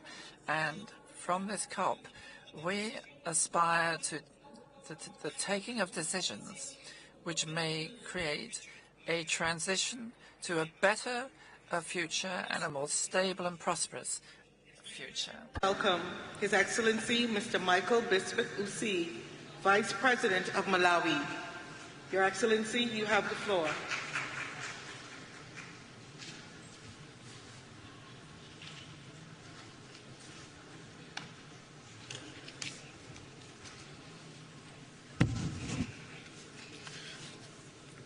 Madam Chair, Your Excellencies, I bring to you greetings from the President of the Republic of Malawi, Dr. Lazarus Makafe Chakwera, and the people of Malawi. It is an honor for me to join you here today in Baku at this COP29 summit. This gathering is a powerful reminder of our collective duty. The duty is to secure a healthy, resilient, and sustainable planet for generations to come. Your Excellencies, I'm also profoundly honored that at this conference I am wearing two hats, representing my country, Malawi, as well as the voices of 45 other nations in the least developed countries group. Excellencies, in Malawi, the climate change is not a distant abstraction. We see its effects firsthand, and we feel its impact each day. Devastating floods, prolonged droughts, and unpredictable weather patterns continue to disrupt lives, destabilize livelihoods, and threaten the well-being of future generations. For a country like Malawi, the consequences are not only economic, but also deeply inhumane. The catastrophe comprises food security, public health, and infrastructure development, exacerbates poverty, and undermines our hard-won development gains. However, in all these hardships and obstacles we are facing, Malawi remains steadfast in its commitment to climate action. Yes, as we said, we are a small country with a big heart, the big heart to surmount our hardships. Through our national determined contributions, we have committed to ambitious targets for reducing greenhouse gas emissions, enhancing climate resilience, and transitioning to sustainable energy sources. Yes, with adequate resources and partnerships, we believe these targets can transform our communities, strengthen food security, and empower our people to thrive in the face of climate changes. Your Excellencies, like I said earlier, that I am also speaking on behalf of all least developed countries. I would like to make the voice louder that the hour for change is now. COP29 is not simply a conference, it is a call to action, a defining moment for our collective future. This conference follows a landmark decision under Globe Stake we made last year in Dubai, which reinforced that we must do more and we must do it with great resolve. As LDC's community, we call upon all the parties to implement the recommendations from the Global Stock Tech, particularly enhancing climate finance, accelerating clean energy transitions. We must collectively accelerate our transition to renewable energy and reduce dependency on fossil fuels. Strengthening adaptation, prioritizing loss and damage. This fund must be designed to directly benefit those who have suffered the most and with flexibility to meet the specific needs to each affected nation. I thank you all. Thank you, Your Excellency. It is my pleasure to welcome His Excellency Mr. Jeremiah Kapang Young, Vice President of Liberia. Your Excellency, you have the floor.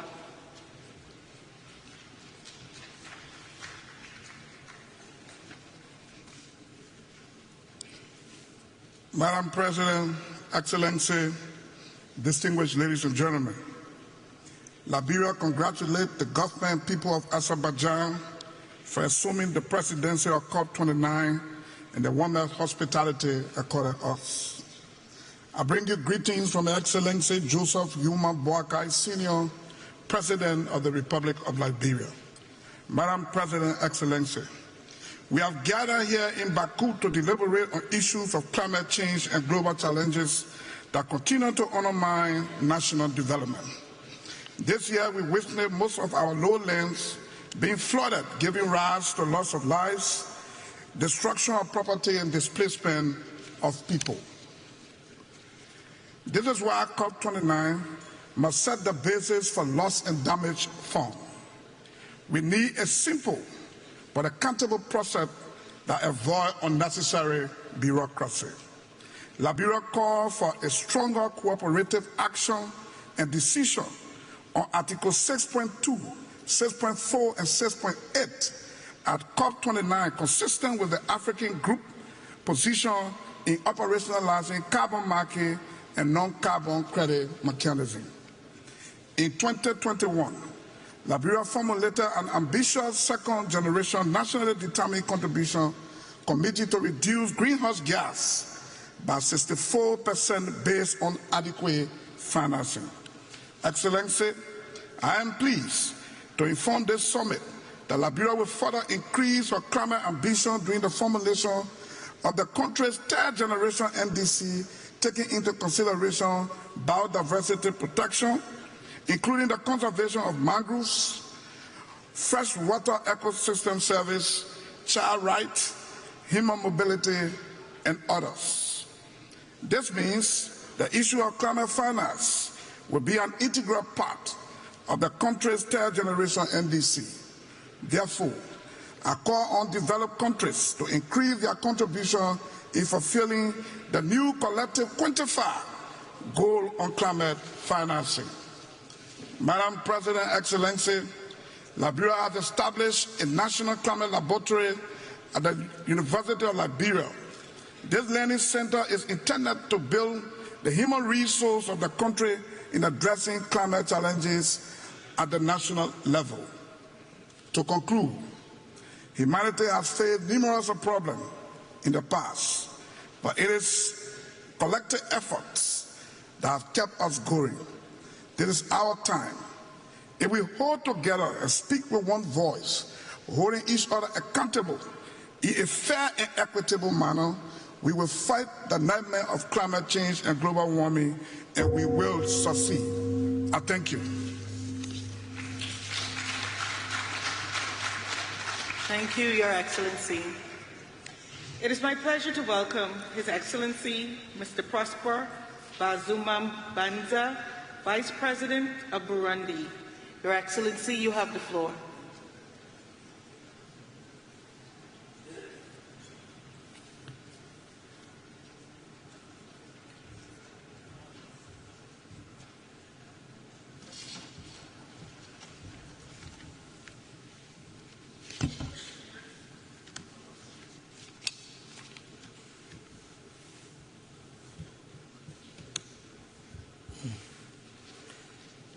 Excellences, Excellencies, President of COP29, heads of state and government, distinguished heads of delegation, it is an honor and a true pleasure for me to address you on behalf of our President and head of the government of Burundi at such a crucial meeting as COP29. But at the very outset, allow me to rightly commend the warm welcome that we have received, I did myself, as did my delegation, from the government of Azerbaijan. Excellencies, ladies and gentlemen, Burundi is a country of 1,000 green hills, of savannas and forests, is, however, being confronted by the impacts of climate change, like other countries in the world. This in our country takes the form of heavy rains and periods of dry seasons that have become longer and longer. Burundi is strongly committed, alongside countries that are signatories to the Paris Agreement, through the NDC document at our national level and the National Development Plan of Burundi 2018 to 2027. Through this document, the government of Burundi aims for ecosystems to adapt naturally to climate change.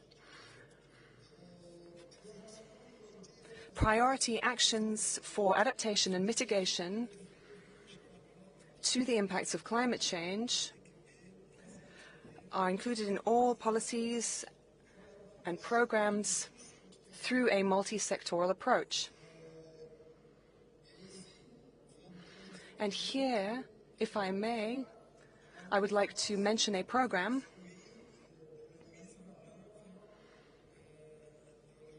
the implementation of reforestation throughout the country. This is a vast national program of tree planting, and in French this is called, in Burundi,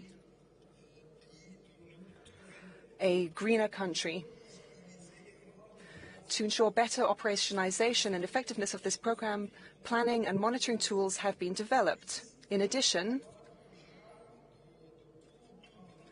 far-reaching environmental programs have been integrated into teaching programs, into curricula, that is, in all levels of education, from primary to tertiary. Burundi aligns with the common position of the countries of the African continent and that of the LDCs. And in accordance with the 2030 Agenda and the Emerging Burundi Agenda, emerging by 2040 and developed by 2060. Ladies and gentlemen, Burundi would like to take this opportunity to ask the stakeholders involved in the implementation of the Paris Agreement to meet their obligations to support the countries most exposed to the impacts of climate change, including Burundi. In conclusion, the financing mechanisms, we would ask you to set up simplified processes which allow for easy access to climate funding so that the most vulnerable countries can tackle the effects of climate change as swiftly as possible. Thank you very much for your kind attention. Thank you, Your Excellency. It is my pleasure to welcome His Excellency Mr. Pedro Sanchez Perez Castillo, President of the Government of Spain. Your Excellency, you have the floor.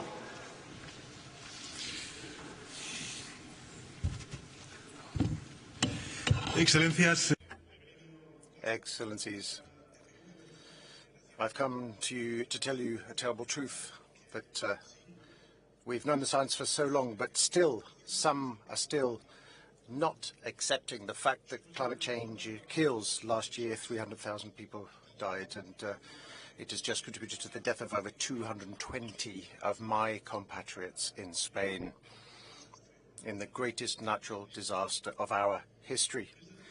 this disaster, which according to the first estimations would have been less likely and less intense without the effect of climate change. The planet, therefore, is giving us increasingly loud signals, and if we don't act in the near future, our countries will undergo more droughts, more heat waves, more torrential rain, more fires and more illnesses, and many economic sectors will collapse. Hundreds of towns and peoples will become uninhabitable, and the sea rise and the temperature rises will mean that it will be impossible to live in those places. This existential threat is obvious to everyone. They're in the academic articles and on our screens and through our windows. But at this crucial time for our humanity, we are seeing many governments hesitate and slow down when they should be accelerating, speeding up the pace, picking up the pace, and some are even denying evidence and actually turning back. They are investing in oil, they are deregulating so that the rich can become richer, knowing full well that this formula will lead us all to disaster. We can therefore not allow this to happen. We know what the problem is. We also know what we have to do to resolve this problem. We don't need drastic measures. We need drastic measures. We need to transform. We need to change the way in which we create wealth and our relationship with the planet. We need to innovate. We need to undergo decarbonisation. We need to develop more material and processes, and we need to adapt our towns and our infrastructure and adapt ourselves to new realities, climate realities. So it's not all about giving up growth, but growing more responsibly. It won't be easy, but it's possible, because evidence tells us that in my country, Spain, this is what we are doing over the last few years. We've undergone an ecological transition. We have brought about modernisation. We've reduced by 40% our emissions and our consumption of natural resources. And at the same time, we have been the economy of the OECD, which has most grown in the last few years, and we can grow equitably and respect the planet. So don't listen to those who say that the transition is incompatible with the well-being of nations, or that it is bad for the middle classes and the lower classes, the working classes rather. Rather the opposite. If we do not conquer sustainability, unless we do all of this, and if we do not live in tune with sustainability over the next 10 years, we will all fall. The first to suffer will be the middle class and the working classes, because they are the ones who work in the most threatened areas. And that's what happened in Spain, specifically in Valencia, where still some people remain unaccounted for, and many towns covered with mud. This is why, ladies and gentlemen, we must help victims. We must ensure that this does not happen again. We must ensure that natural disasters do not multiply or replicate. I can assure you, we will do this. We will continue to ensure that before 2050 we are a carbon neutral economy, and that we will abide by international standards. But we will only succeed if we all do it, because we've only got one atmosphere, and all our climate patterns are interconnected. And we'll conclude with this. As one of the most vulnerable countries to climate change, let us stop dragging our heels, denying science, and let us do what we promised to do 7 years ago in Paris. Let us save our citizens, let us save our economies, let us save the planet. Thank you very much. Thank you, Your Excellency. It is my pleasure to welcome His Royal Highness Al Hussein bin Abdullah II, Crown Prince of Jordan. Your Royal Highness, you have the floor.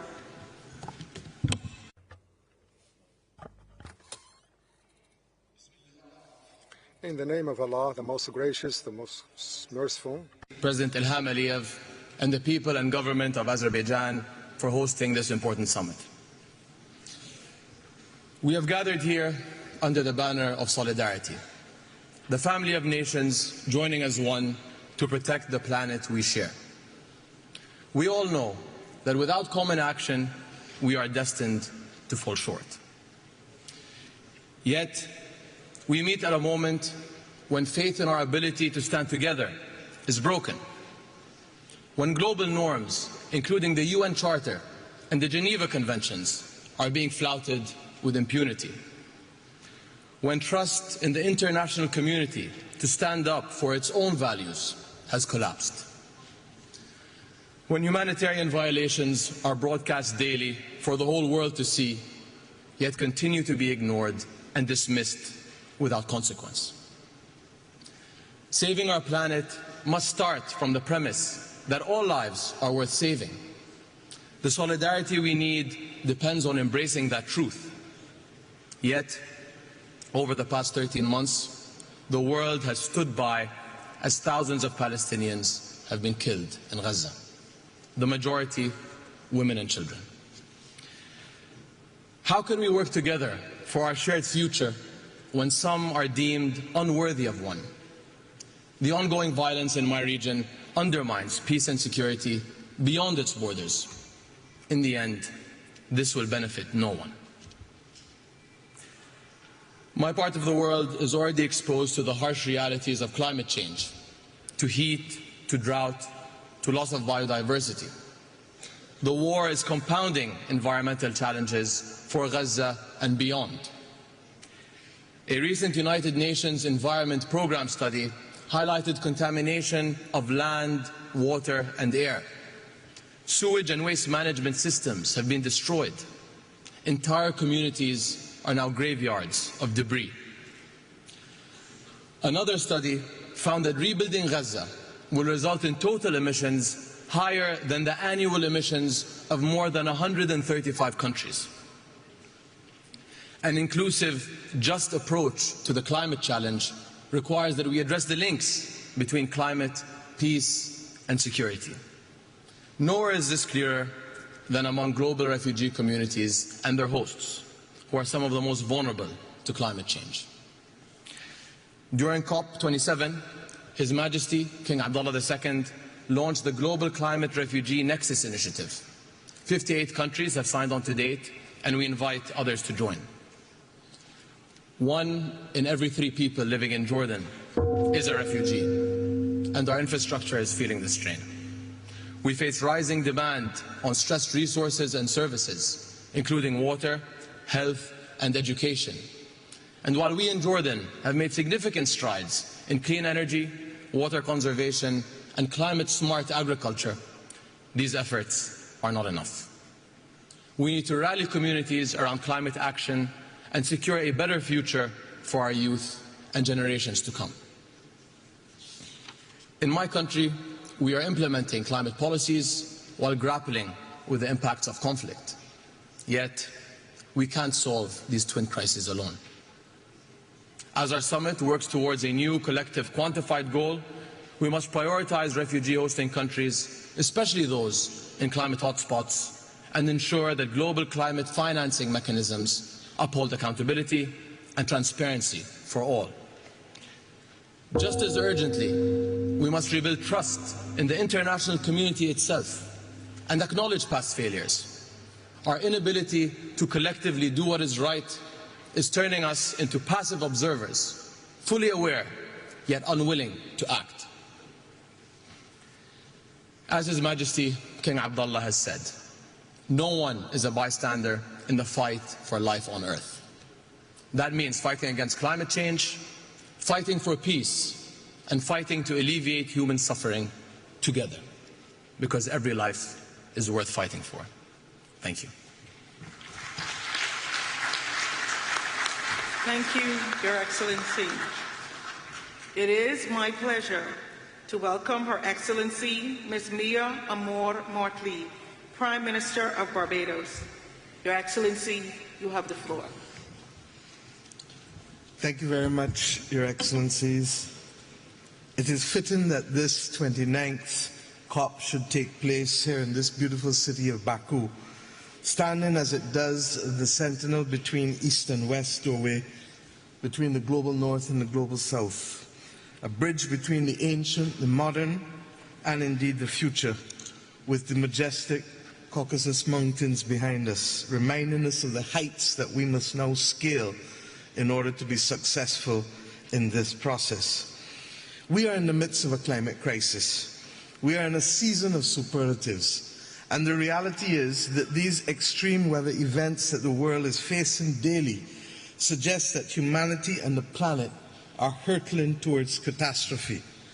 The extreme weather requires from us a serious commitment at this COP with respect to new collective quantified goals that enable us to reverse the current trajectory and to fund mitigation, adaptation, and of course loss and damage.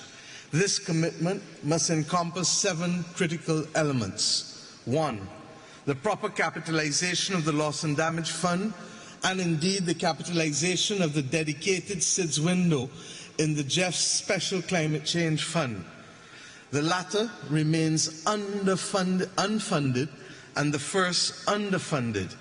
The reality is that the Loss and Damage Fund has only attracted $700 million, and this is despite the numerous crises besetting small island developing states, and indeed in our own region, Hurricane Beryl, which has caused serious damage to countries from housing to public infrastructure, and indeed from agriculture to fisheries in my own country. Secondly, proper capitalization of developing countries must also include and have access to cheaper, longer-term capital in circumstances where they can scale up investments for adaptation. Thirdly, the economic noose of tightening the fiscal space must be loosened by adopting the principles, in our view, of Bridgetown Initiative 3.0 through the delivery of urgently needed financial reforms. We must change the rules of the game, shock-proof vulnerable economies, and indeed review debt sustainability while at the same time augmenting resources. Fourthly, rich countries must deliver on their commitments. We must ensure time and again that the commitments made, whether for 0.7% of GNI or indeed the $100 billion or recently the $30 billion with respect to biodiversity, that these are met. We must have transparency and accountability on the part of everyone. Fifthly, we must agree in principle that developed countries and carbon producers can, in fact, along with others who are willing, help us find new money to augment the resources. We accept that the current commitments with public money may not be sufficient, and therefore we need to consider levies, as the Global Solidarity Levies Committee and Coalition is seeking to do. If we put a $5 per ton on CO2 for fossil fuel extraction, we can raise $210 billion a year. If we put $100 per ton on CO2 for shipping, we can raise in excess of $80 billion a year.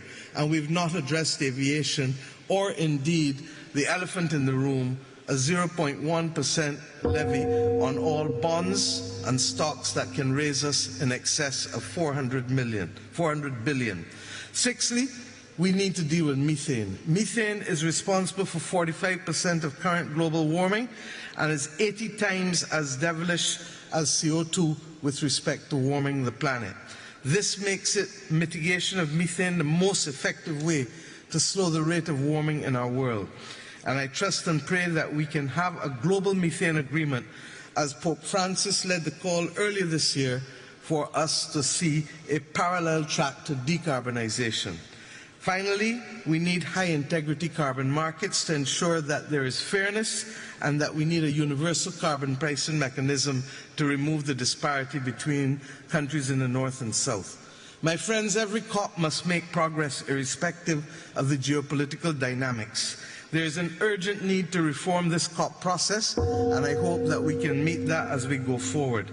As we leave this city of winds and land of fire, may we ensure that our ambitions are not only high, but our actions mimic the ambitions which we have, if we are to ensure that our people are not to be the victims of this awful climate crisis. Thank you. Thank you, Your Excellency. It is my pleasure to welcome His Excellency, Mr. Alexander De Croo, Prime Minister of Belgium. Your Excellency, you have the floor.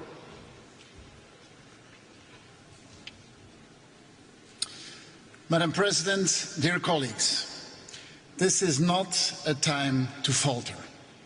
Emissions continue to rise and we see more and more destructive climate disasters.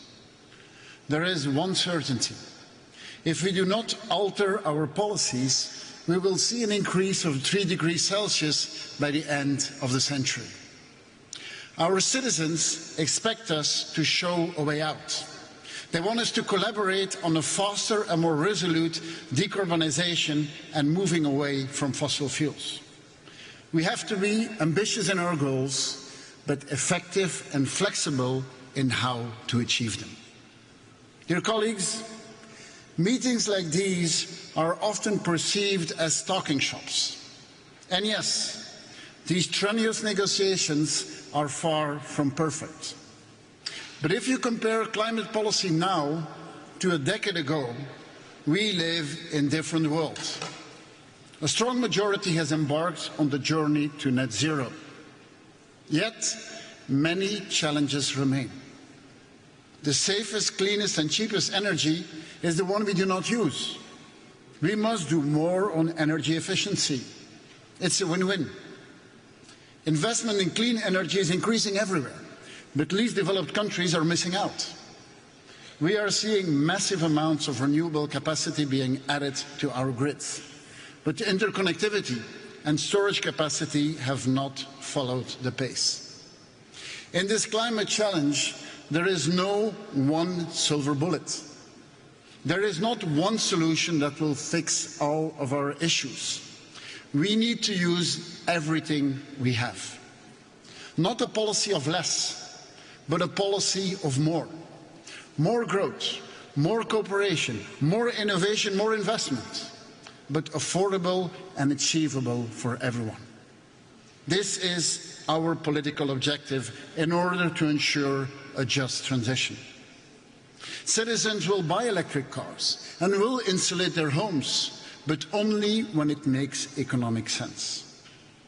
Allow me as well to emphasize the importance of ensuring a just climate transition. Global competition needs to be fair. In this regard, Belgium and the EU will redouble efforts to strengthen the competitiveness and the sustainability of our economy.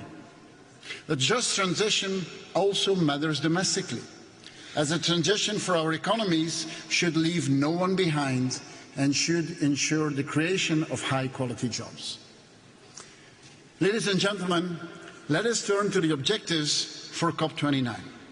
First, this must be the enabling COP. Let's implement what we agreed upon. Future national plans should align with the 1.5 degrees goal.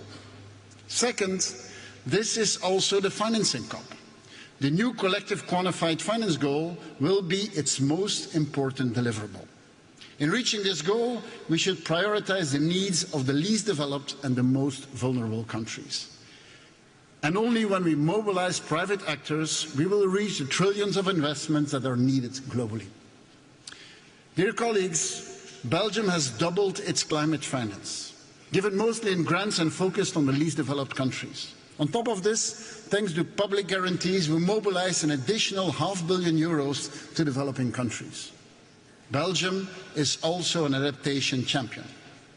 We have to redouble our efforts in adaptation to reduce the impact of climate change on planet and people. Adaptation is absolutely crucial to convince our citizens that we can make a difference in their lives and ensure their safety. Ladies and gentlemen, humanity could easily despair and lose hope. We could also lose ourselves in the complexity and the impossibility of the task at hand. However, we should find inspiration in what we have achieved so far.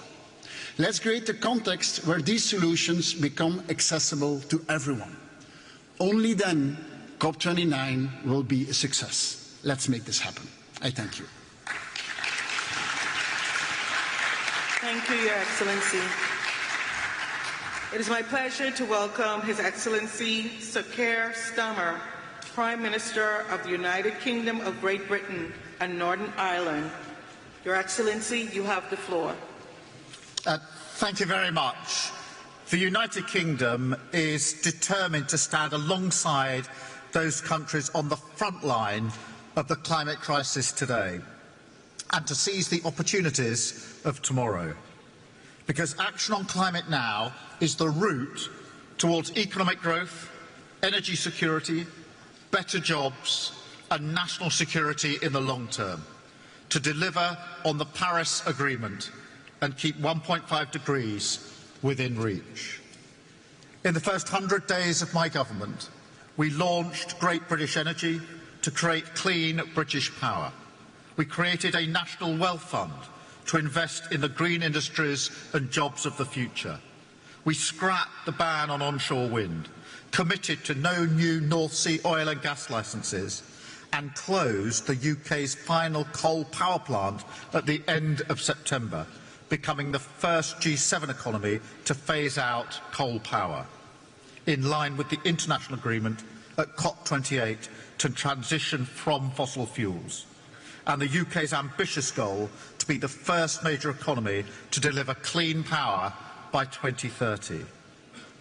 Today I can confirm, 3 months ahead of the deadline, the UK's 2035 international target, our nationally determined contribution to reduce all greenhouse gas emissions by at least 81% on 1990 levels, aligned with 1.5 degrees.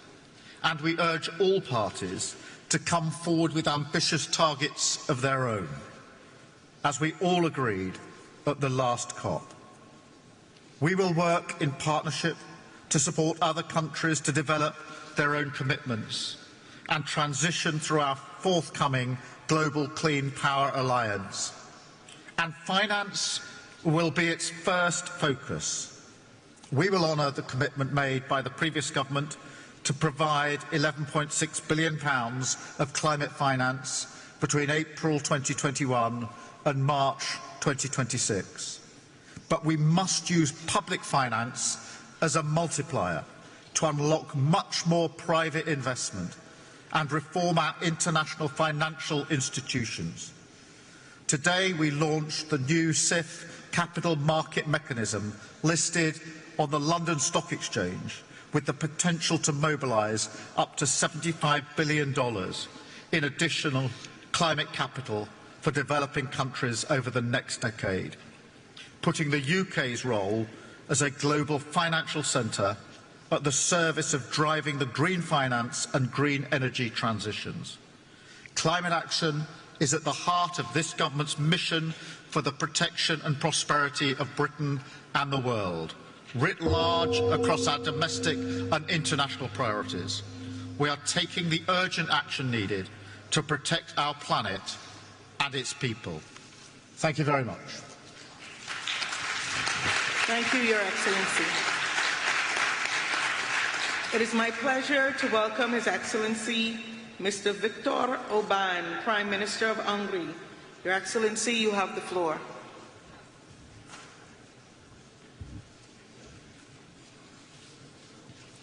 Excellencies, ladies and gentlemen, first of all, I would like to thank President Aliyev for hosting this important conference.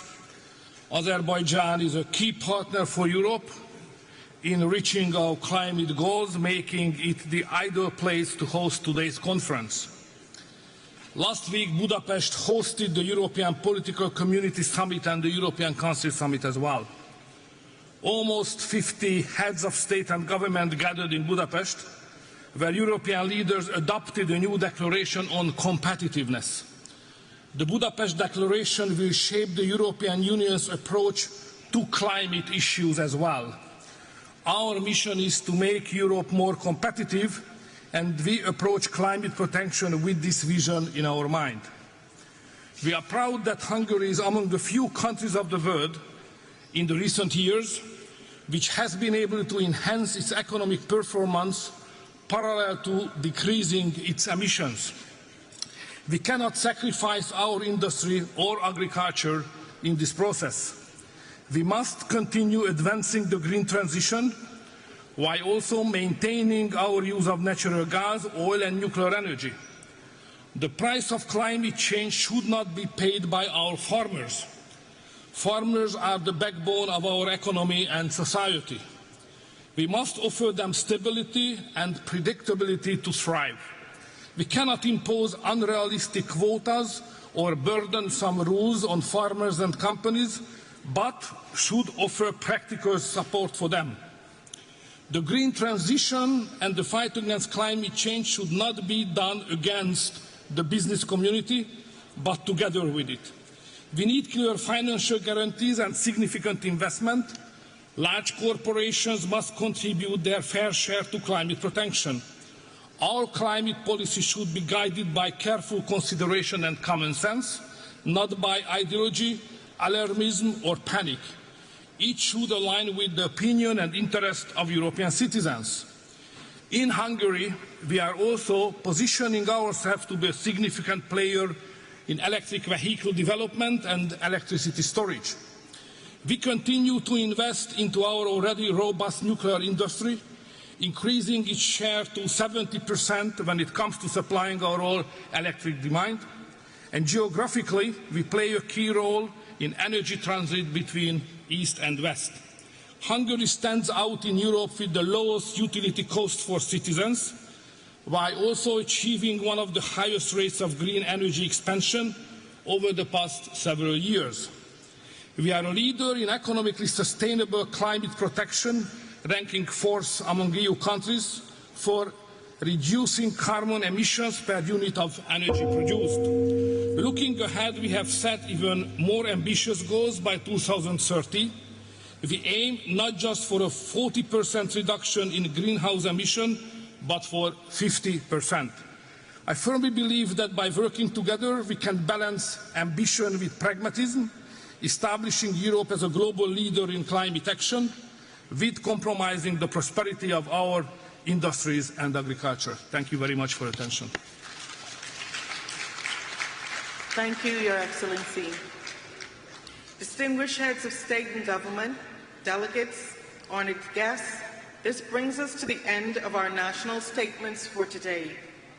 We will continue with the delivery of national statements tomorrow at 10:00 hours in this plenary.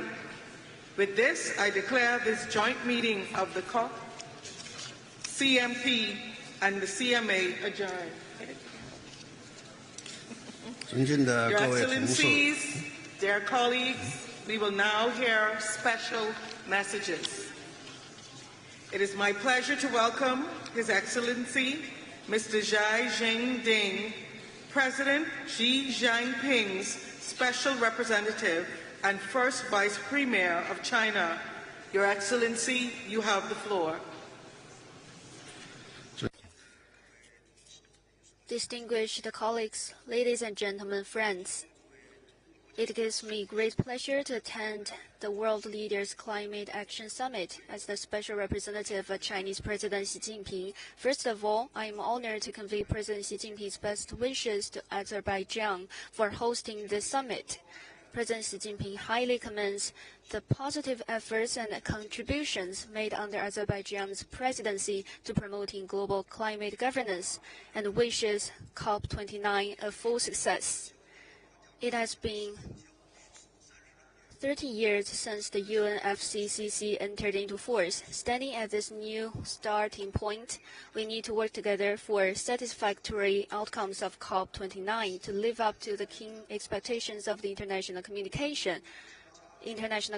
To this end, I would like to make 3 propositions. First, the principle of common but differentiated responsibilities is the cornerstone for strengthening global climate governance. Developed countries need to increase climate ambition and action, take the lead in fulfilling emission reduction obligations, and move up the timeline for carbon neutrality. Developing countries also need to do our best within our capabilities. The Chinese side will submit its 2035 nationally determined contributions that are economy-wide and cover all greenhouse gases, and strive to achieve carbon neutrality before 2060. Second, the complete transformation of growth models is the fundamental solution to climate change. China's high-quality production capacity, as exemplified by its manufacturing of electric vehicles, lithium batteries, and PV products, provides a significant boost for the green development of the world. The international community should work together to accelerate energy transition in an equitable, orderly, and just manner, keep the industrial and supply chains of new energy stable, facilitate the accessibility and innovation of green products and technologies. Third, funds and technology are critical to improving the capacity to tackle climate change. Since 2016, China has provided and mobilized more than 177 billion yuan of project funds in support of other developing countries' climate response. We call on developed countries to increase financial support and technology transfer for developing countries and expect more ambitious funding targets to be set at COP29 so that confidence and guarantees can be provided for a global climate response in the next stage. China will work with all parties to uphold the vision of building a community with a shared future for mankind and jointly build a clean and beautiful world. Thank you. Thank you, Your Excellency. It is my pleasure to welcome Mr. Hashim Sumitro Dijojo Hadikusumo, Special Envoy to the President of Indonesia. You have the floor.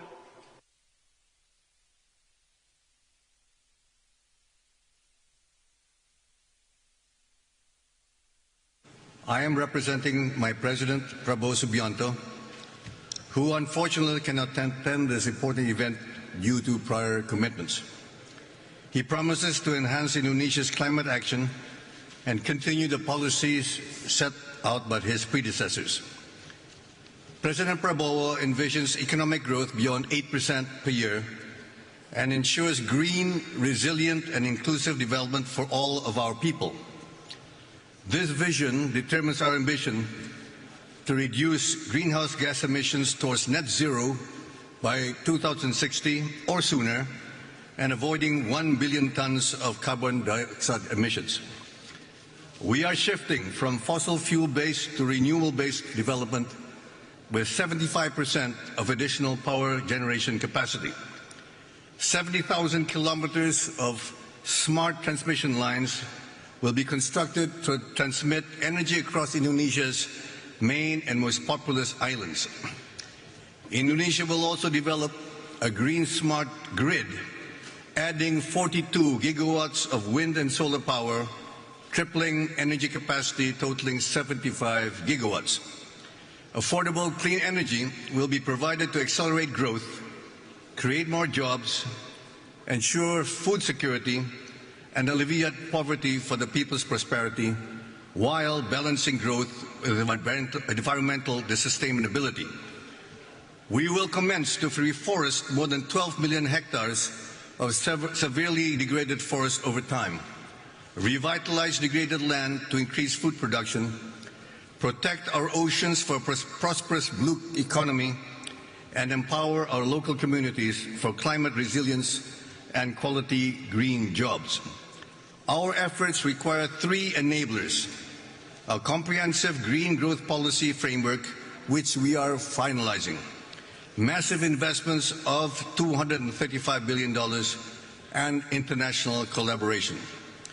We need to mobilize global resources in terms of technology, finance, and investment, forming a united front to combat global warming and reclaim humankind's right to survive.